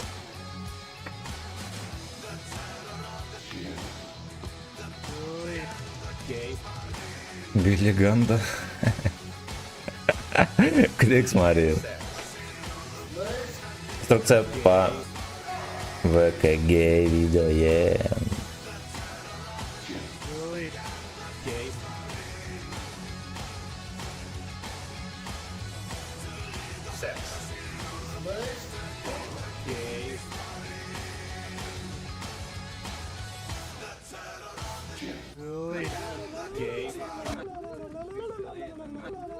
It's a mistake. Я бегу повышенный. Swallow fucking semen. На ходу. Мой стрелою белой на распластанном с ревом набирает высоту.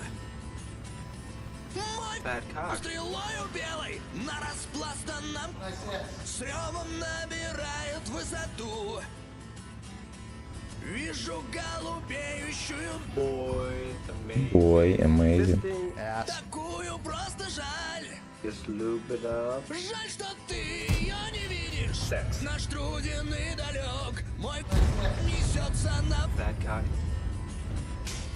делаю поворот. Я Вот, блин. Тоже повод. нагибаюсь и ракеты мчатся впереди еще ход. Вижу белую черту.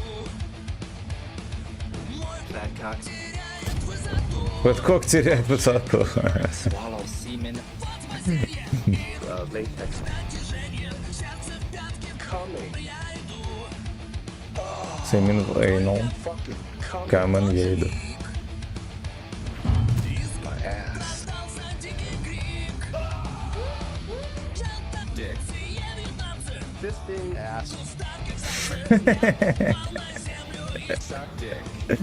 Упал на землю Исаак на убой. Шлема нет на голове. Сзади дулом. Хорошо. Две солдаты. Жизнь моя висит на волоске. Кто же тот, что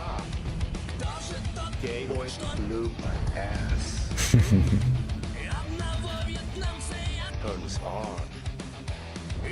отвечал мне. Прикольно петь.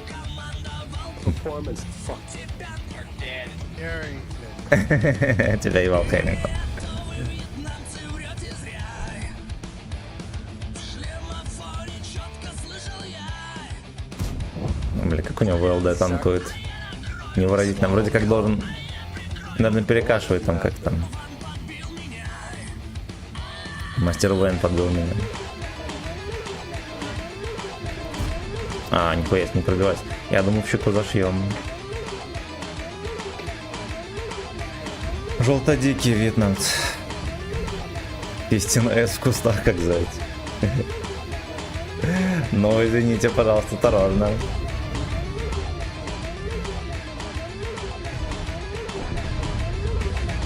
Бля. Техас.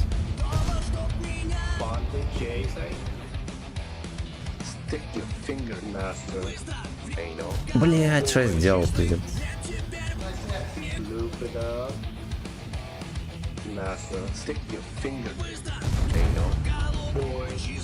Голубой. Эйнал голубой.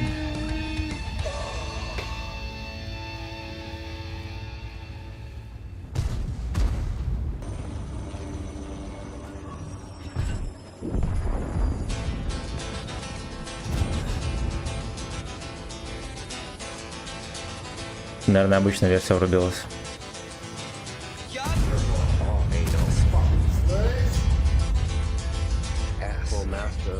Блять, сука, так и знал. И еще сам запалил печку.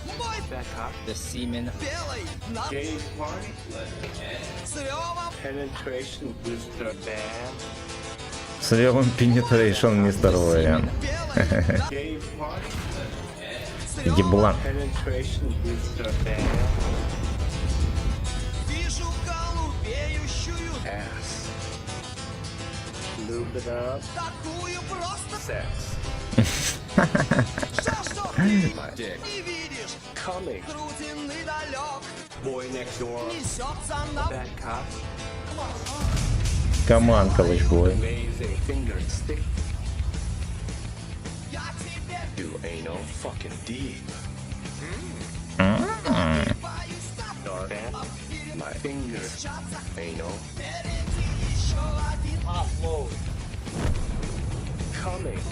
Прикольно, блядь. Прикольно. Что там еще есть?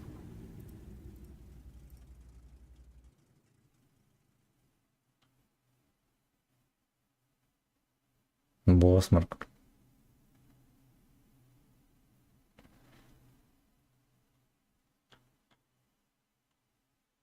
Вот это послушаем. Скорее всего, хуета.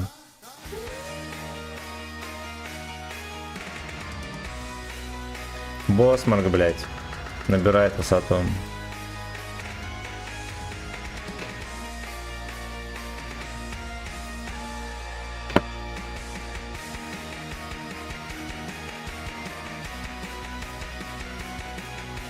Ох, блядь, ох.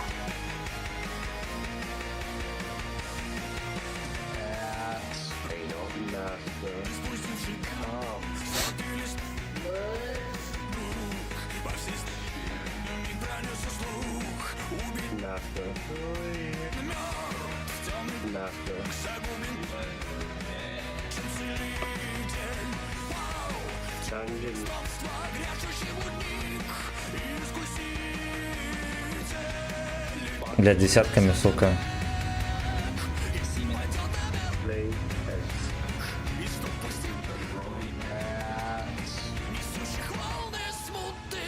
Топни на парадном.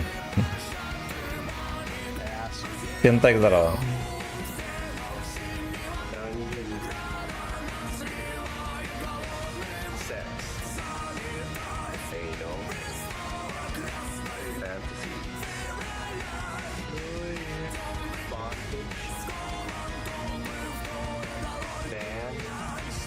Долой воина.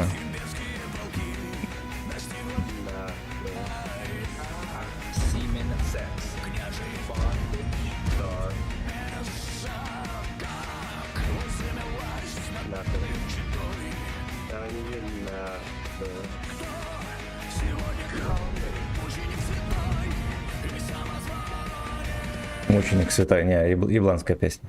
Ебланская. Не смешно, там дерьмо просто. Слушайте, а вот эти вот H3 всякие поехали не туда, куда им положено. Может быть, мы им сделаем фингерстик. Но, блядь, честно говоря, бесполезно в него стрелять вообще. Ой. Нам бы жемануть как-то им жопу. Там прожета ко мне поехал.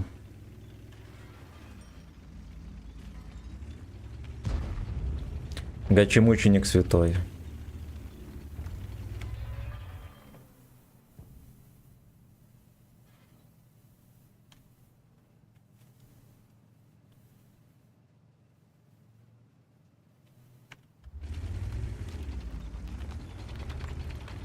Кровавый секс.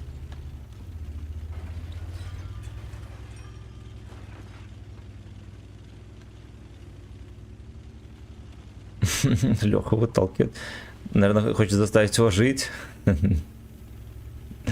Там пульс хуй ты прощупаешь. Несмотря на кровавый секс. Бля, ну как так можно поймать, блядь, за каток? Заебись, блядь, под башней еще.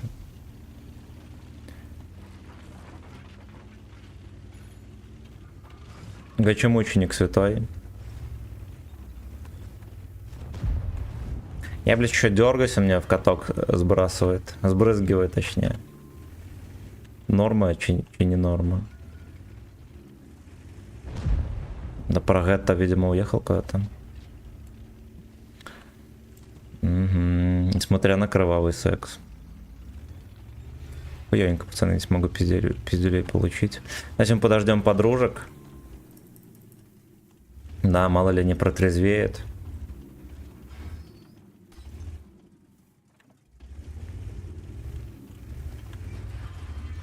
Грязная S, потом рублю.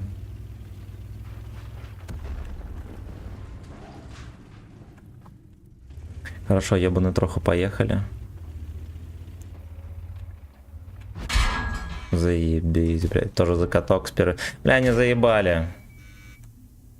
У меня кумулем с уроном первой тычкой, блядь, в каток, нахуй. Вот в такой, блядь, угол. Ай. Сука, и он стоял именно за этим углом, то есть... Я, блядь, вот, допустим, я сюда проехал, он не пытался меня здесь поймать, или даже отсюда. Стоял, именно меня здесь ждал. То, что не покрасил S в черный цвет. Видимо, блядь, вот так вот, да. Ай, блядь.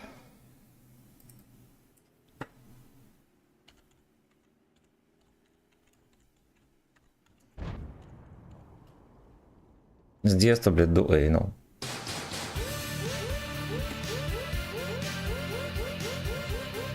Ви-ви-ви-ви.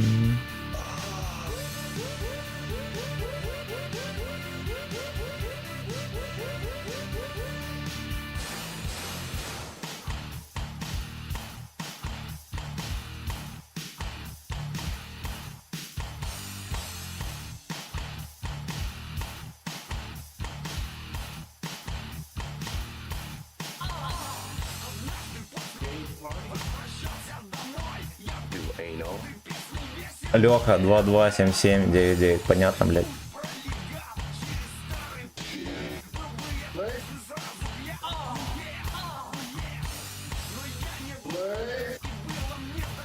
Я не слейв.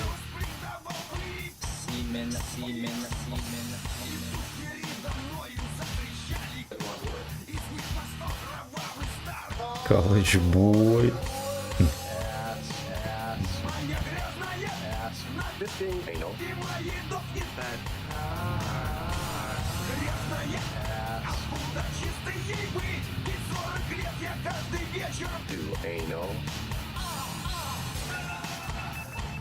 Бля, как дойти до столохи, у меня после судороги нога, блядь, вообще не ходит.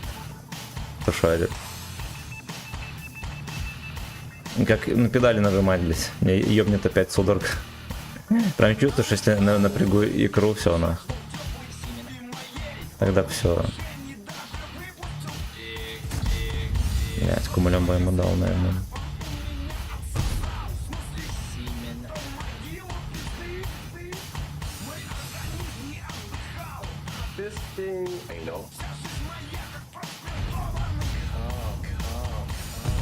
Мне даже сковорода перестреливаться с ним.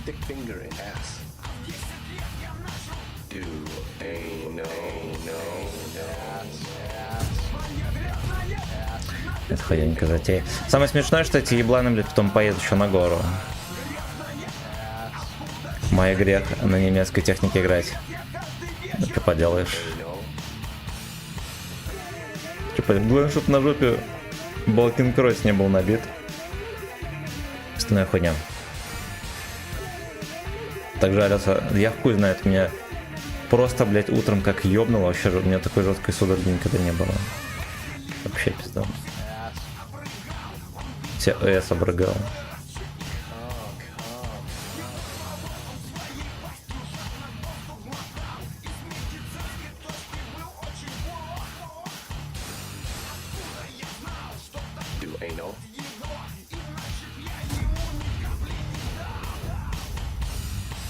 Master. Fisting. Do anal. Dungeon. Там где-то тайп 4 снайперит у них. Fisting. Anal.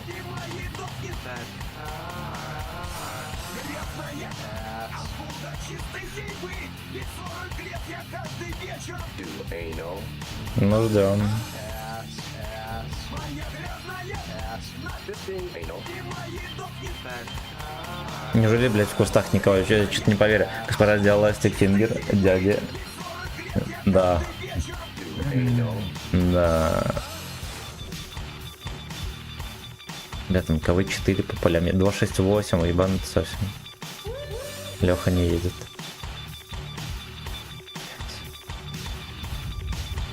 Блядь, ну это уже смешно.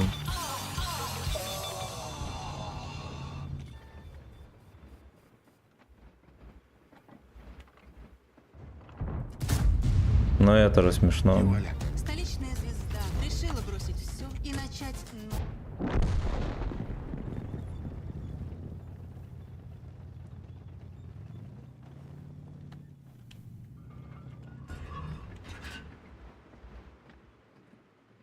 Надеюсь, он сюда поехал. Да, блядь. Да, блядь. Все С обрыгал. Все С обрыгал, блядь.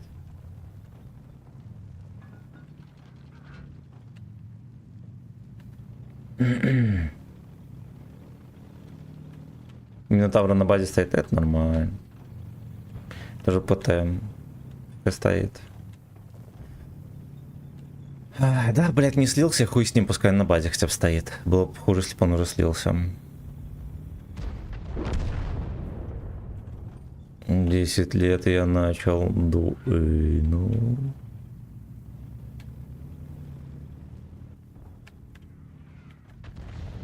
Я бы сейчас по резкому так проехать и не получить пиздов. Вот и получил, бля. Угу. КВ-4 меня заснайперил.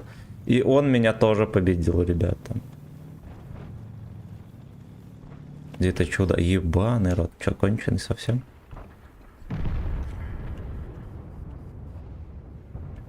Ебаный рот. Ебаный рот. Даня Жук, спасибо за подписку.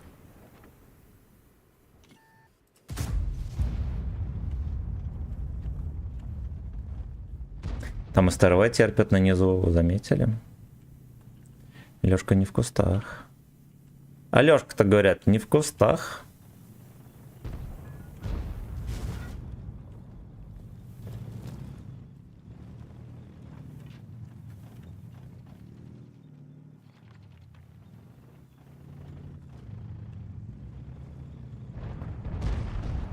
Эти тайп даже проскользнул. Даже тайп проскользнул. И видно на скилле. Вот, а я все в землю стреляю. Бля, ну это хуёвенько, честно говоря, можно было побольше здесь дать урона. Я, конечно, мальчишка неприхотливый, но хотелось бы побольше настрела. Угу. Ясно, их всех вздернули. Да, и Проджет даже не выехал покуколдить. А, потому что вот оно что. Ну, блять, это же смешно. Зато стоит, меня целит. Видеосъемка, привет. Видеосъемка, привет.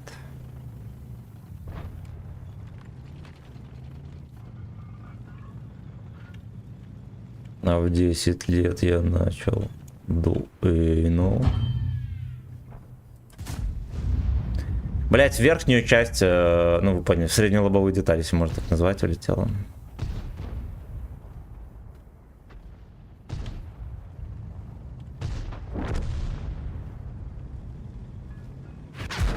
Охуеть, прикольно. Ну, блять, смешно. Смешно, пиздец.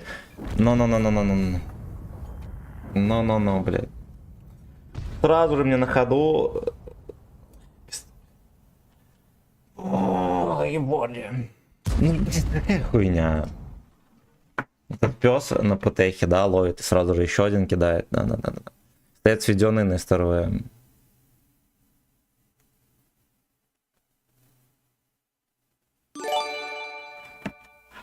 Даня, спасибо за подписку уровня Fucking Slave. Так, поехали дальше на шмыги. И люди честные. Люди честные вообще. Еретики. Еретики. Эс. Моя грязная Эс. Погодите, реклама пройдет.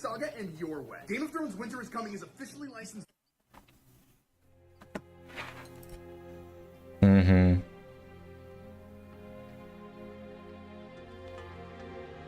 Там госпожа, походу, проснулась. Знаете, как я узнал? У меня гудок запотел. Do you like what you see?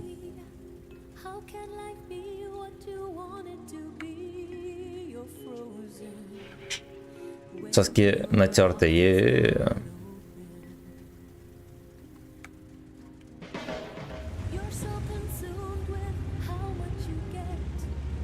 Доброе утро.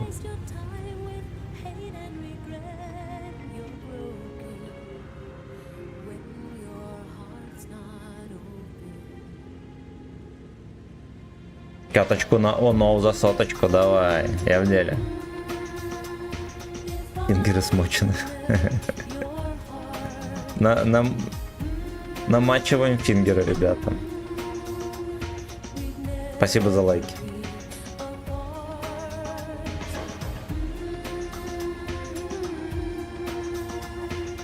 Две арточки скорострельных, сука. Это бы вот это вот не камильфо. И Эйнал полнится камщат. Традиционно. Традиционно Эйнал полнится камщат.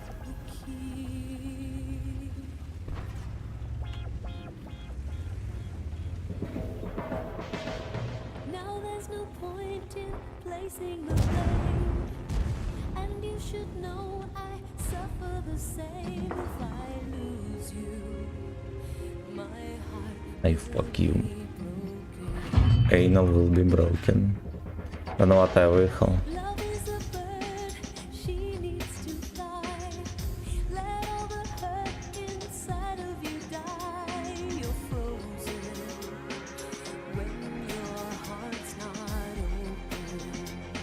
Прикольно, блядь. Ну меня начекали. Ну.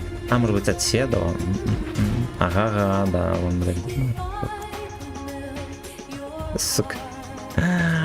Эх, блять, эх. Я еще выстрелил хуёв. Ну, один хуй в щеку не пробивается, вот, знаете, пацаны.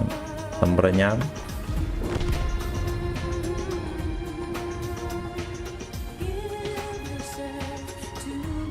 Там броня.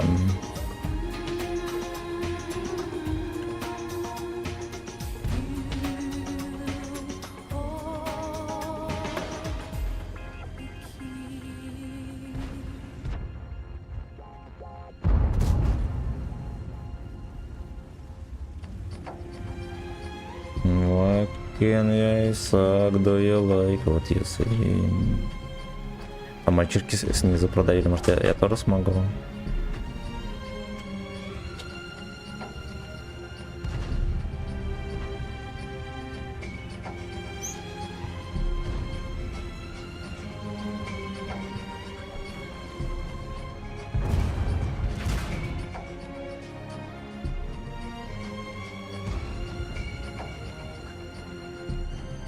Anal will be broken. Вот так вот. Вот так вот. Так вот. Вот так вот. Вот так вот. Вот так вот. Понял. Вот так вот. Вот так вот. Вот такой вот. Вот так вот. Вот так вот. Вот так вот. Вот так вот. Она о-о.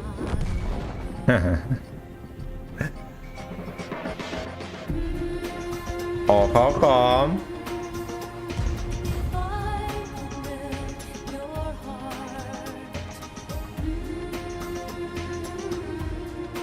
Oh no, no, no, no.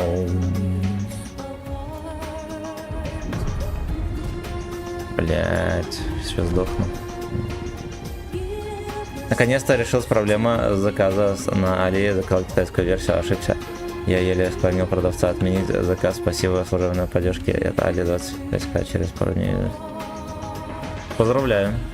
Поздравляю. Поздравляю с победой.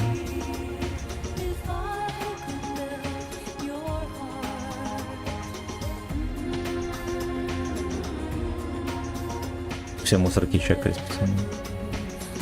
Хорошо.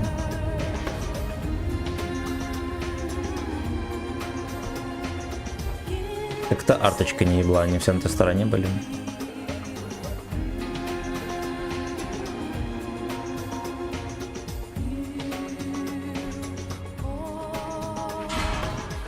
Отлично, блядь. Хотя бы в этого Леху летит. У него альфа еще не прошла.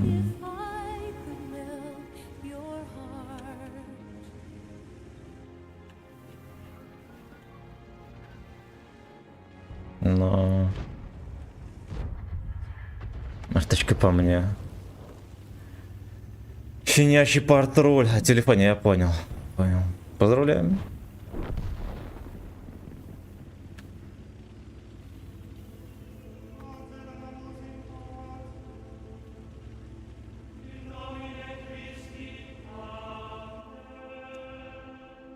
Так вот, надо было быстро стрелять, видели, там могли подсосать им.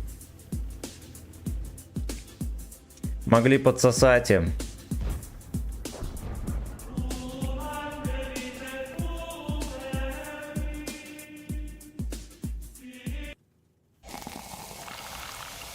Так, не слушаем.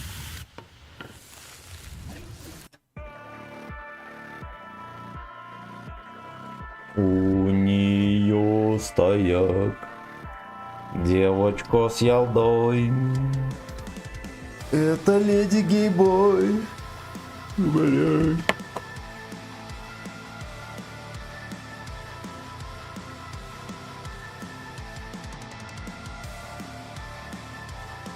Так, только что про эту карту подумал, кстати.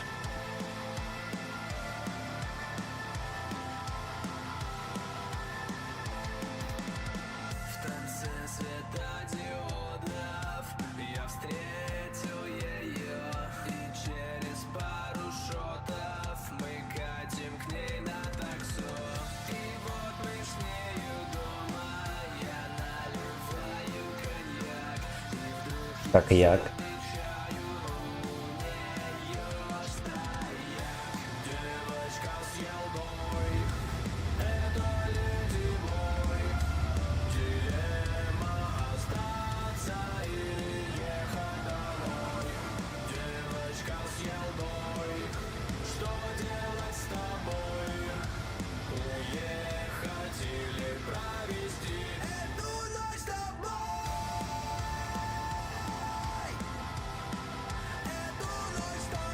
Ну что, как вы думаете, получится здесь кому-то запихнуть шишку? Или не получится? Меня что-то смущает наличие всяких чефов мерзких. Богомерзких. Redmi 14 Pro для фото классная вещь. Его заказал. Но надо с русской прошивкой было. Ага. Вчера въехал на огнемет 8 левела, планка. На 4% охереть, нерв, как да. Ну, на нем же играть еще перестали. На нем только Лехи катают.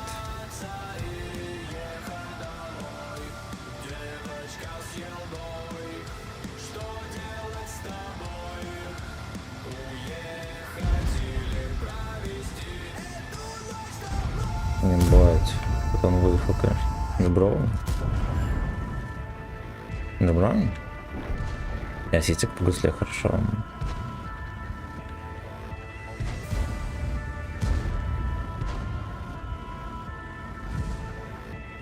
На базе какой-то пес. Ну стреляю, ебан, быстрее. Какой же ты кончалыжник. Леди гейбой.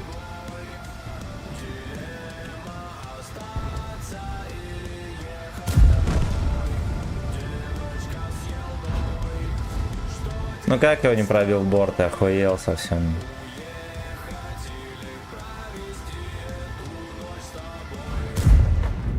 Слишком много эмоций. Братан, поздравляю, красава.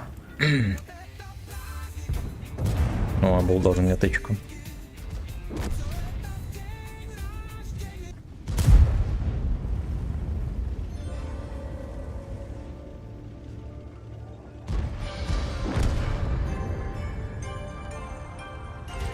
Котяра прилетела. Жопа.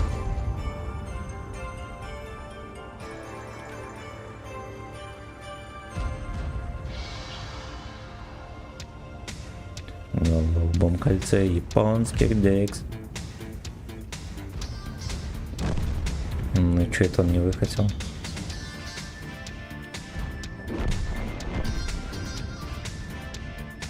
Бля, ну казалось бы. Босмарк. Босмарк, бля. Не поехал никуда. Кончу. А, механизм заглатывания снайперит, пизда.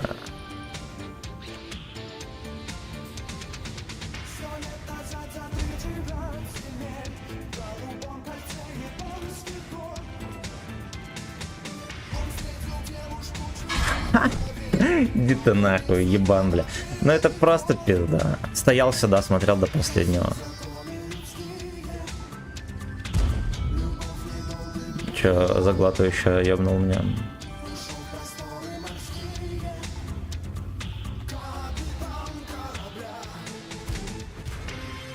О, это, наверное, косячок, пацаны, был жесткий. Хочу быть гей-бой. Блядь, у него там ректальная катастрофа повсеместно, сюда смотрите. 2 в землю. О, но был, блядь, я забыл про.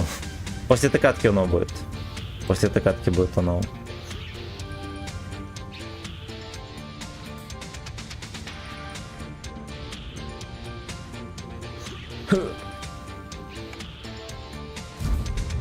Походу до конца смотрю, у него еще альфа выходит. Я, блядь, не знаю вообще, как с ними бороться, блядь, там скилловики все, сука. На мега кривой хуете. Пизду.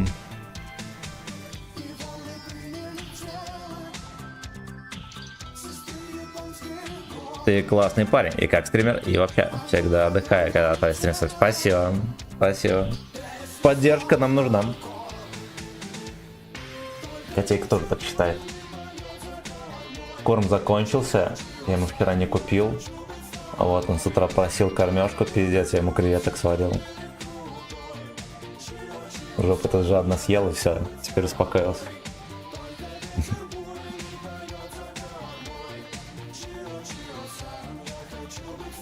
С твоею найс, Эльвес.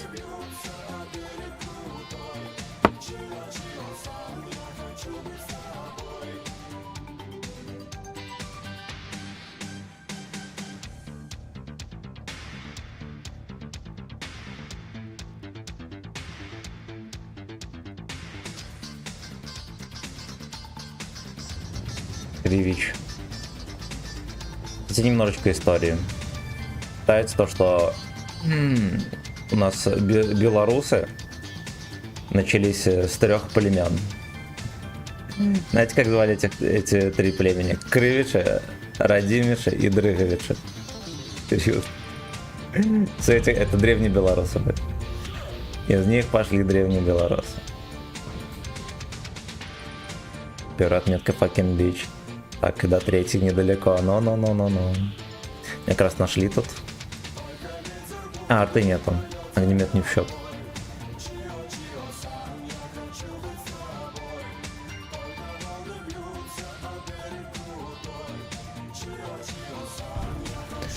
Только яйца бьются, а эйно гей бой. Можно идти чай заварить, сейчас бы мехать хоть сколько. Ни одной народ ничего не выкопал толком. Да, не выкопали нихуя толком. Озеро Нарочь выкопали только. Чтоб стирать свои трусы грязные. Но рогами здорово.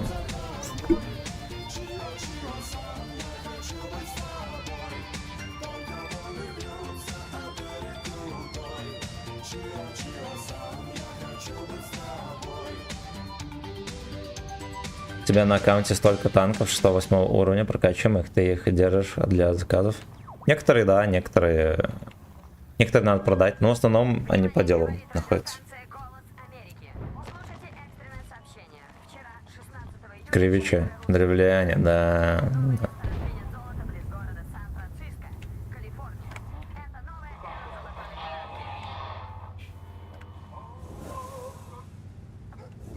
Как-то лагает гусля. Какие-то 8, наверное, идет.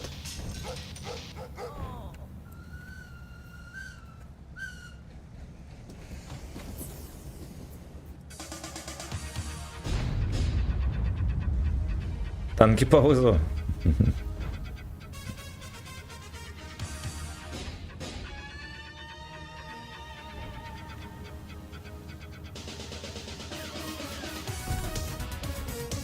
Гусь балансирует. Надо.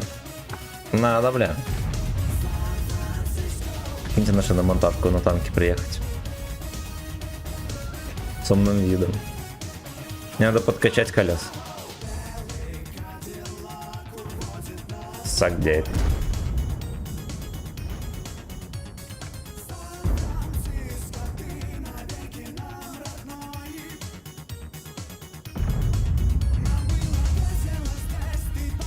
Ну давайте, суки, я что зря стою тут.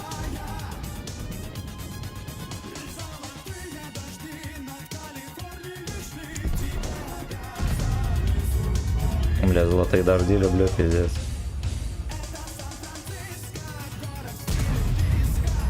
На МБТ 600 хп пропалили, я правильно понял?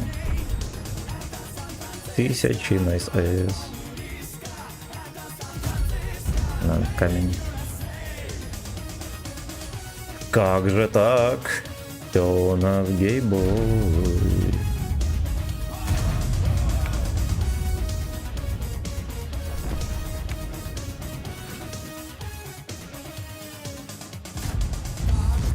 Бля, все тычки в землю будут или не все? Сука. Ну что ты заскулил? Я это обезьяне креветки с утра давал. У него корм закончится.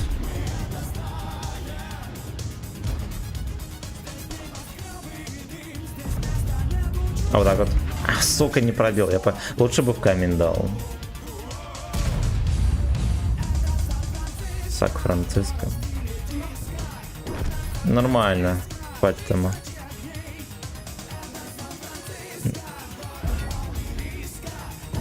О. Ну добери его. Вот здесь еще отдефаемся.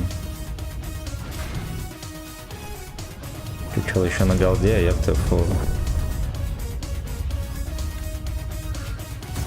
Бля, пиздец. Мне, короче, из-за сиськи пушка не опустилась. Сначала опускалась, потом перестала. На микроволновке на разморозку, на разморозку 4 минуты, и они готовы. Опа, хорош.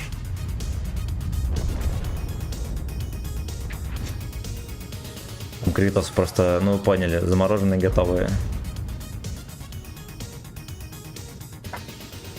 Праздничный салют, Мартен, здорово. Купленный бой. Вы вечер жили на территории современной Латвии примерно. Я служил там на российских войск и спрятался. Так вот, тогда в Липае часть и видел на стенах надписи Кривишоцок. Ну, короче, у нас, типа, нас 3 племени, блядь, 3 племени жило, типа, с этого белорусы пошли. Крывича, Радимича и Дрыговича. Вот. Вот. В истории Беларуси, да, в школьной заебали этой хуетой. Сука, это латышки. Русская свинья. Да, ну, вот так вот совпало.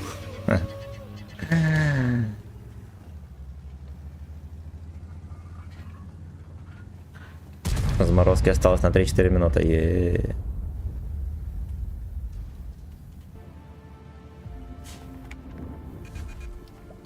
Бля, может быть, интуиции жаль нету. Ебаный хуй, заебись. Заебись. Белый Кадиллак. Блять, я думал, он отъедет. Увозит нас Сагдик.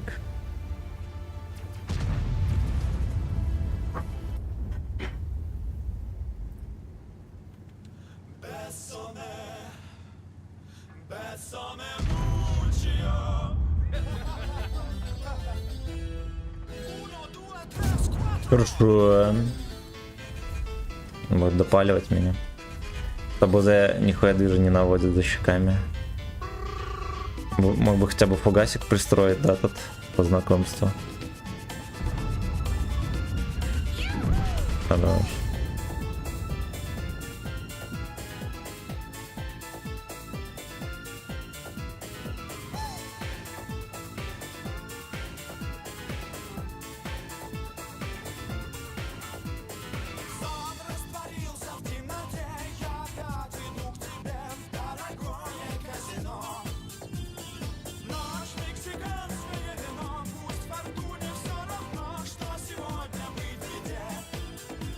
Будете елде выше ворот или куда там, хуй знает еще. Марк. Ну, кстати, тогда я встречал много нормальных латышей. Лично встречал. Да, они сейчас есть. Хотя, блядь, там пиздюки мелкие, они уже по-русски многие не говорят. Там нацию отстирали. Там нация отстиранная полностью.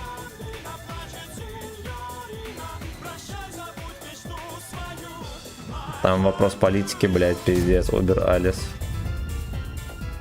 В Риге там музей у них, там Гитлера ради что с котиками не фоткали. Там Гитлер нормальный пацан у них.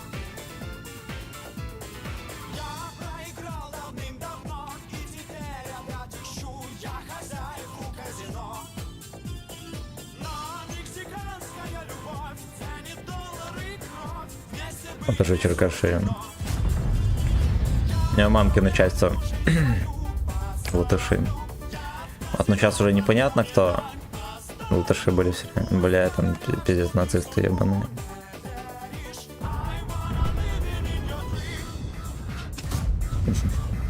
Прикиньте, если бы коллективно предприятие не сказало, что они против России и все такое, его бы закрыли нахуй. Прикиньте, блядь, вот так вот. Если вы за нас там и боретесь с властью, ладно, тогда мы вас не закрываем.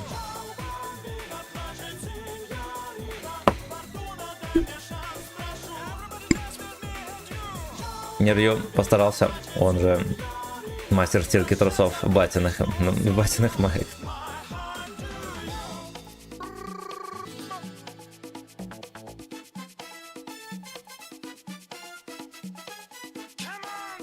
Так.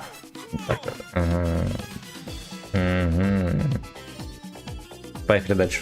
Бля, сливаем отметку, пацаны. О, no.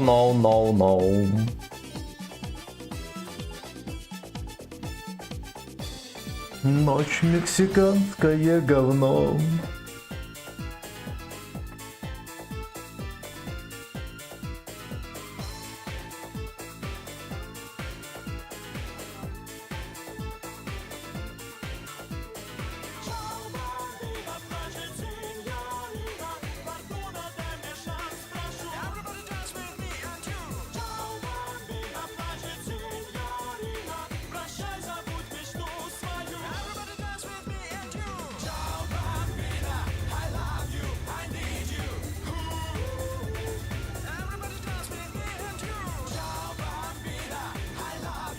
Тогда я максимально был толерантным, перестройкой, все такое, учил латышский язык по самообучению.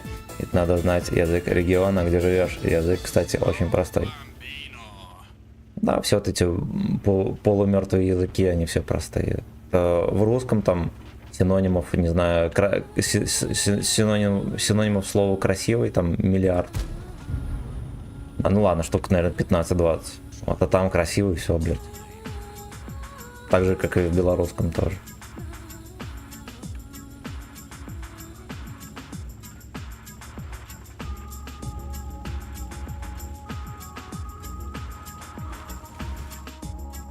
Белорусский вообще, большинство, короче, класса до 10, мы знаете, как учились? Правописание на белорусском. Как слышится, так и пишется. Все, блядь, прикиньте. Вот такое правописание. Вот, богатый язык. Ну, точно так же, как у укров говорили всегда. О, бля, красивый язык. Самый красивый в Европе, богатый, бля, все дела, язык, культура. Вот. А как слышится, так и пишется. Никаких правил, потому что, блядь, вы пойми, с чего язык состоит. Красивый по-латышски. Кстати, скай там. До сих пор помню. По-белорусски прыгожий.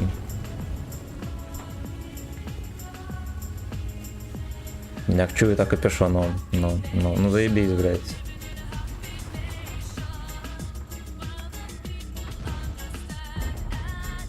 Где-то щелка должна быть. Вот она. А, я понял. Угу. Он, блядь, мордой сюда стоял. Кто мог подумать?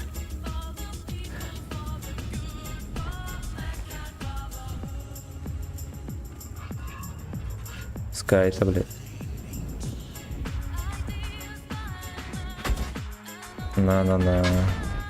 Арта кидает самый опасный танк. Потому что, блядь? Что бой с девятками?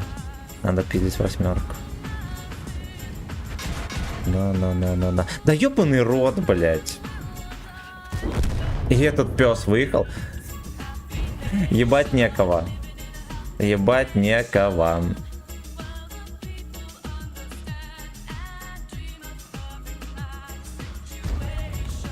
Где там ебку организовывают?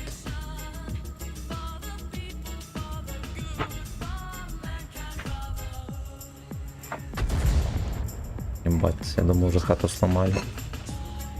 Пришлось бы расстроиться.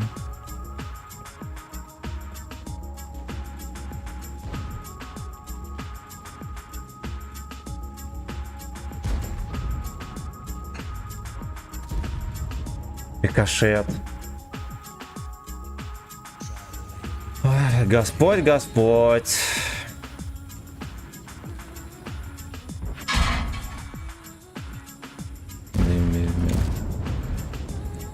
Зигозавр приехал еще тут. Нахуй, заебали. Этот Леха еще, у него пробития хватает, меня в морду пробивать. Рока.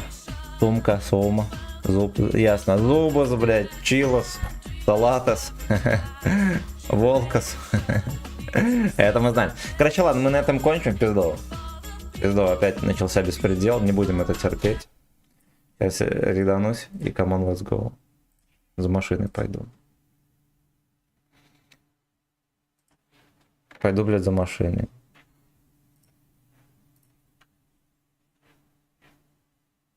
За возилкой, да, за машиной пойдем.